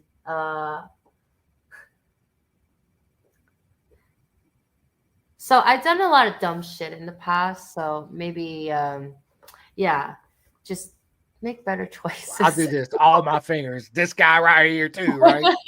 On all the levels. Yeah. Till this day, I probably advise myself the same thing: make better choices. So, because I still make some dumb choices, and We're only human. it's a learning curve. It's cool. We all learn from things every day, and everything we do, we learn something, and we make better choices. Make better. I love it. I like it. I like it. Let me ask you this: what's for dinner tonight? I think I might go for Ethiopian. I've never had Ethiopian food. You should try it when you get the opportunity. I can suggest you a really good place if you ever come visit California. It's in Oakland. It's a place called Ensaro. It's kind of like Indian food, the same concept of using naan and grabbing the food and eating it with your hands. Instead, Ethiopian they use this, I forget, it was a flour-based, spongy-looking thing, kind of like naan. And same process, scoop it with your hands and eat it. It's finger food. But the seasoning is kind of similar to Indian, but of course it's its own flavor. But it's along that the smell is strong, or the smell is in kind of weird. It's not like your typical burger smell or tomatoes. I don't even know if tomatoes smell, but tomatoes do smell, right? They have a smell. They don't smell, but they have a smell. And like pasta. Pasta's, it's simple, right? It's pasta, and then you got your sauce, and you smell the pasta and the sauce. But no, Ethiopian's like kind of like Indian food, where it has a strong smell to it.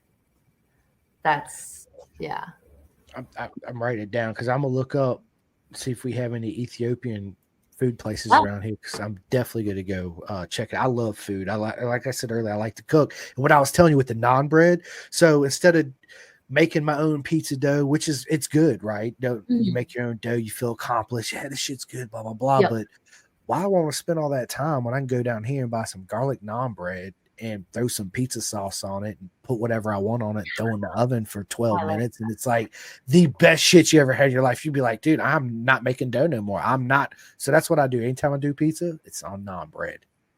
I'm going to give that a try one day. It's so That good. sounds very simple. Yeah, you don't have to make the dough. I mean, granted, I've made my own pizza before, but never used it with garlic naan. That's cool. Yeah, try it. I'm telling you. So I use Rayo's pizza sauce. I do fresh Rayo? garlic. Yeah, Rayo's Raos. Rayo's. It's a Oh, right. Okay. yeah, Rayo's. It's just a brand, marinara brand. But I use the Rayo's pizza sauce. My pizza's always got to, even though it's got garlic bread. I love garlic. So it's fresh garlic, mushrooms, green peppers, red peppers. I'm more like a vegetarian. I put spinach on it. I like, you know, don't get me wrong. I put pineapple on my pizza sometime too. Okay. That's not but- weird.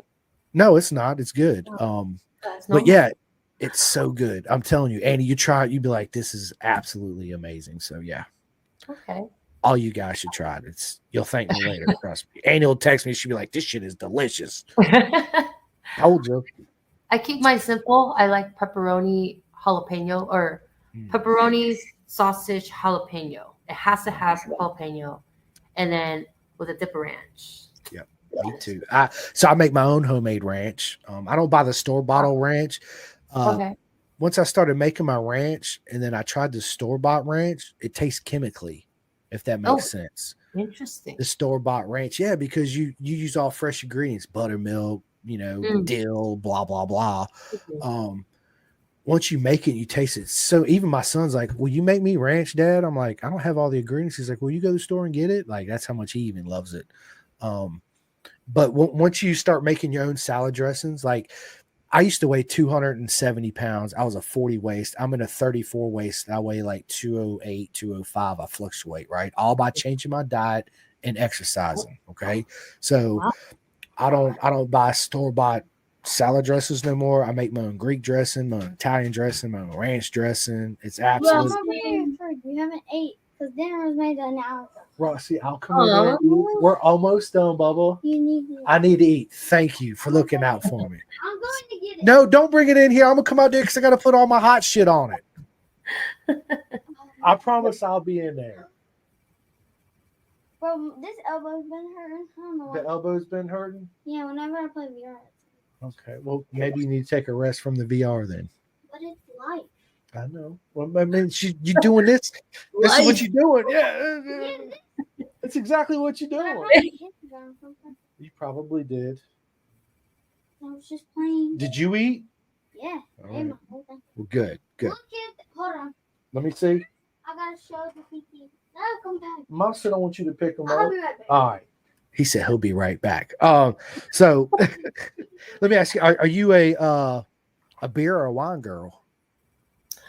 More beer, hard liquor. Oh, hi, kitty. I am so allergic to them. Jesus.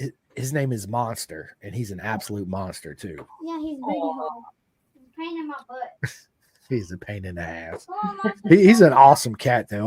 My dad's highly allergic to cats. I'm not, obviously, because we got some. We got two, and we got two cats. We did have two dogs. I had to put one of my dogs down a couple months ago. It absolutely fucking devastated me. He was only 6 years old too. That's early. Yeah, he ended up getting his livers and kidneys shut down, and he was massive diabetic. And I said, how the fuck's a dog get goddamn diabetes? This is what the vet told me out here. She's like, the dog food you guys buy your dog, whether it's Pedigree, Wilderness, whatever it is, she's like, it's got all these preservatives and shit in it. She's like, that's why a lot of dogs are overweight, especially if you're not running them all the time, right? And they get massive diabetes. And once a dog gets diabetes, if you don't get them on medicine, they lose massive weight, and then their organs start to shut down. And Yeah, it was like literally, and it happened so quick within like 2 weeks of me noticing him starting to lose weight. We had to put him down. So it was that's why I make my dog food now. That's why I do the chicken and the rice, and it's cheaper. So you can go to Kroger or Walmart or wherever you go. You know, you walk through there, you see the manager's special chicken that's getting ready to go bad in like 2 or 3 days. Buy that shit, come home, I cook it. It for dogs that they eat raw fucking meats, rabbits and squirrels and birds, right? So if the meat's a little pink and shit, it don't matter. But I've noticed her health wise and how active she is because she's 13 years old. Yeah, so now she wakes up every morning, goes straight to the kitchen, sits down and barks at 4:30 in the morning. I'm ready to eat, bitch. Feed me. Facts. I come home from work and she looks at me when I walk in the door. She's like, I gotta pee and then feed me, bitch. Now. So, yeah, it's good stuff. Good stuff. So let me ask you this. What's your favorite bike in the world?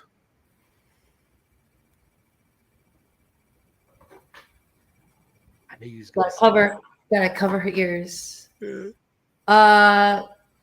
So far, there's a couple. I really like the Ninja 400. Not necessarily the RR version. I haven't rode one, but as far as like how it handles, I really like that bike. I think that's what I look for in a bike because my next bike was going to be the CBR 600 handles really well, but it lacks on the top end power.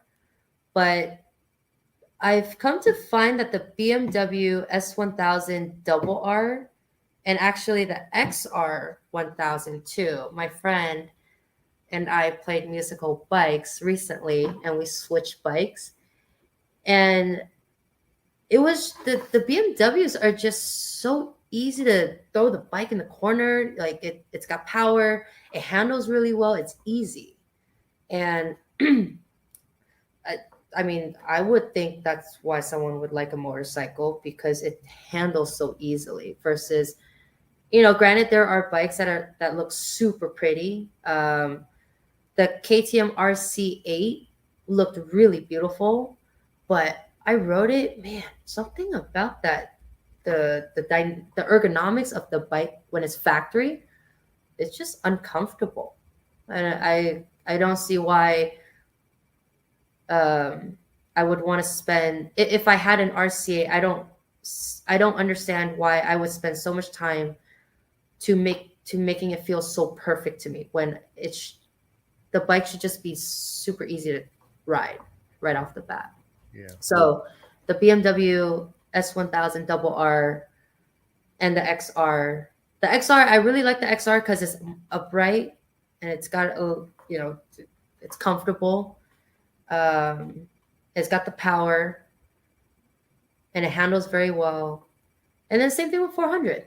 The Ninja 400, I think it's the ultimate bike right now, it seems like. And then making the 400 RR. I have yet to ride one of those, but yeah, those are the two bikes I would ride. 3. I love it. So what I heard you say is the RC8 is a cute boyfriend, but your energies didn't match, so you had to kick him to the side. Yeah, no, not a cute, but that thing is sexy. It is. She absolutely sexy. Yeah, but it's just not rideable. Sorry. Yeah. Goodbye. Right. No. I feel you.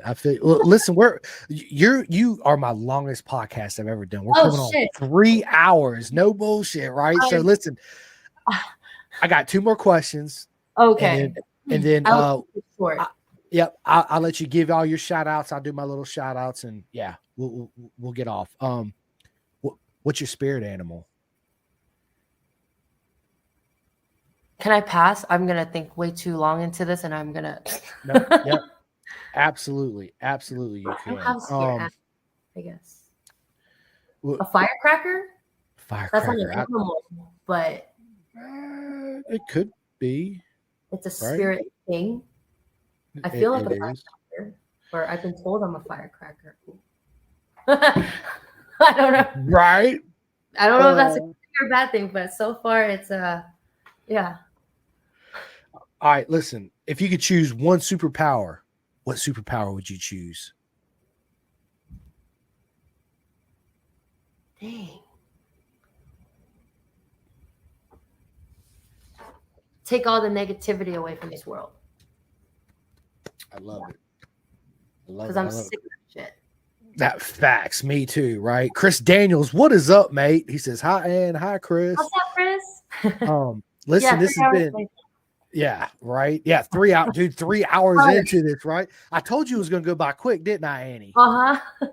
And 3 hours into it later. But listen, Annie, it's been an absolute honor to have you on the podcast. Tell everybody where they can find you on social media and where at the track you're going to be at next so they can come by and show all the love and support to you. I will be at Sonoma this coming Monday with Carter's at the track.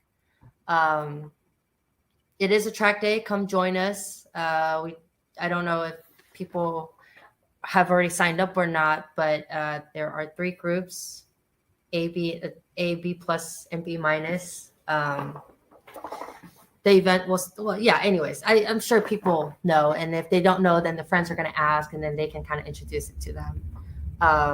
Sorry, what else did you want from me? Social media, where social people can media. find you on social media. Oh, come find me on YouTube. I do have my own YouTube channel. It is Annie CBR, as it is on my name right there. I do post a lot of street riding if I ever recorded that day. And then also track videos if there were. But before I used to post a lot. Now I'm pretty selective on what I post or if I ever recorded, just because there were times I've had trouble with the cameras. And I post my race videos literally from start to end. And now I'm recording with the Insta360. So that gives a very good perspective sometimes, if depending which angle yes, those, I swear, those are the up and running, like, #1 ultimate camera to have. They don't fail you if you run, just as is factory parts, versus I've had trouble with their aftermarket cameras or aftermarket batteries for those cameras. They tend to pop out.